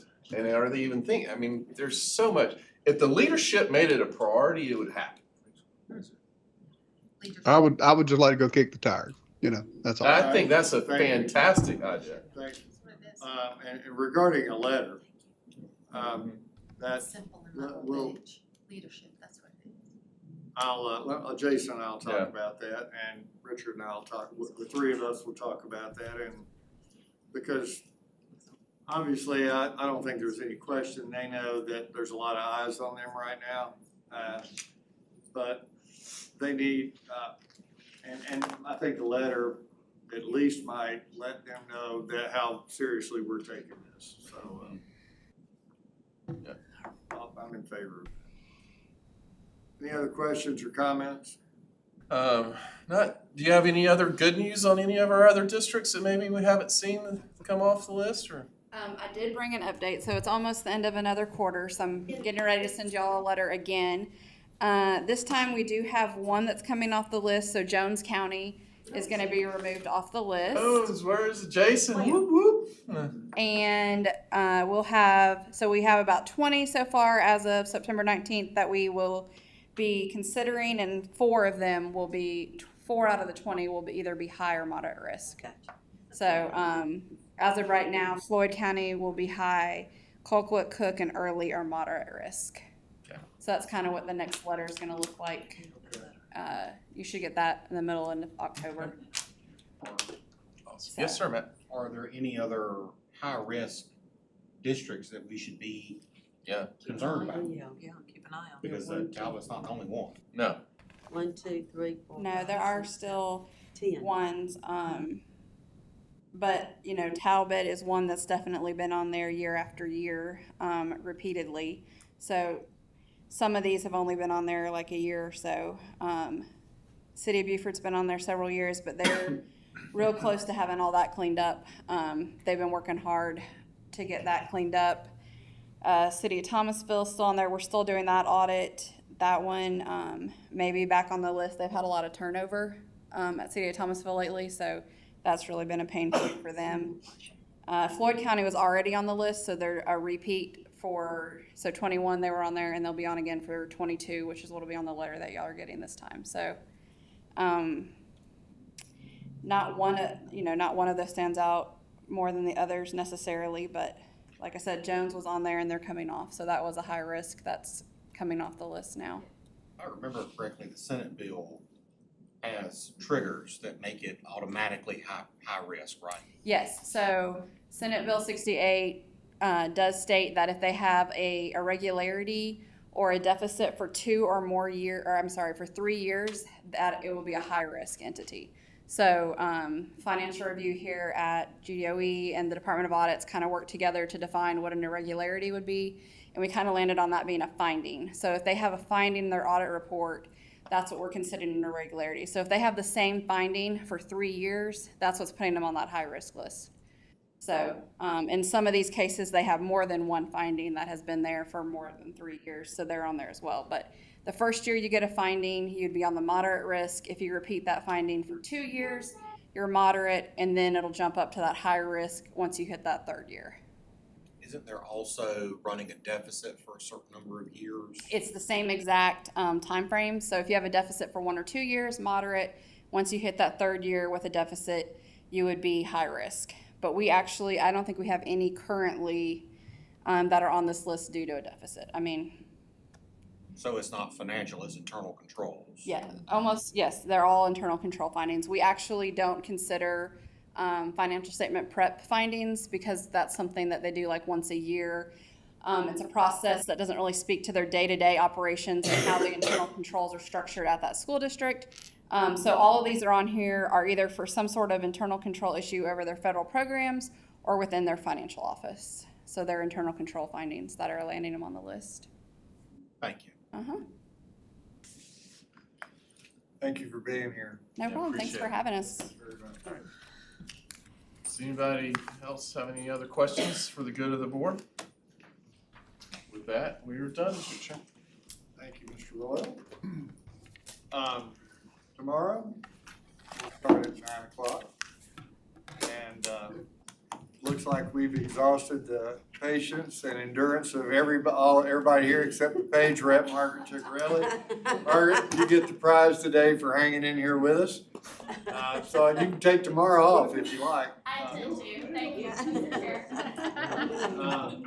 We'll start in the morning. I want to remind everybody that if an action item is on the agenda, it is on the agenda for approval, okay? All right, I know that sounds like we're parsing words here a little bit, but if it's on the agenda, we're gonna vote to approve or we're gonna vote to not approve. So, now, if you don't know what I'm talking about, you can see me after the meeting, and I'll remind you. So, I was gonna say, does everyone we have to approve staying, or can we vote? the implication is that Okay, we're, all right, we're I was just submitting it checking. for For approval. approval, if it's All there, it's right. being submitted for I don't know. approval. All of a sudden, That it would be seemed the like department recommendation. someone asked me a question, is it on the agenda for approval? And I went, well, they're all on the agenda for approval. They don't all get approved, but that's how they get there. First month, he's taking away our right to vote. Uh-huh. Not yet, I'm next month, I'll work on that.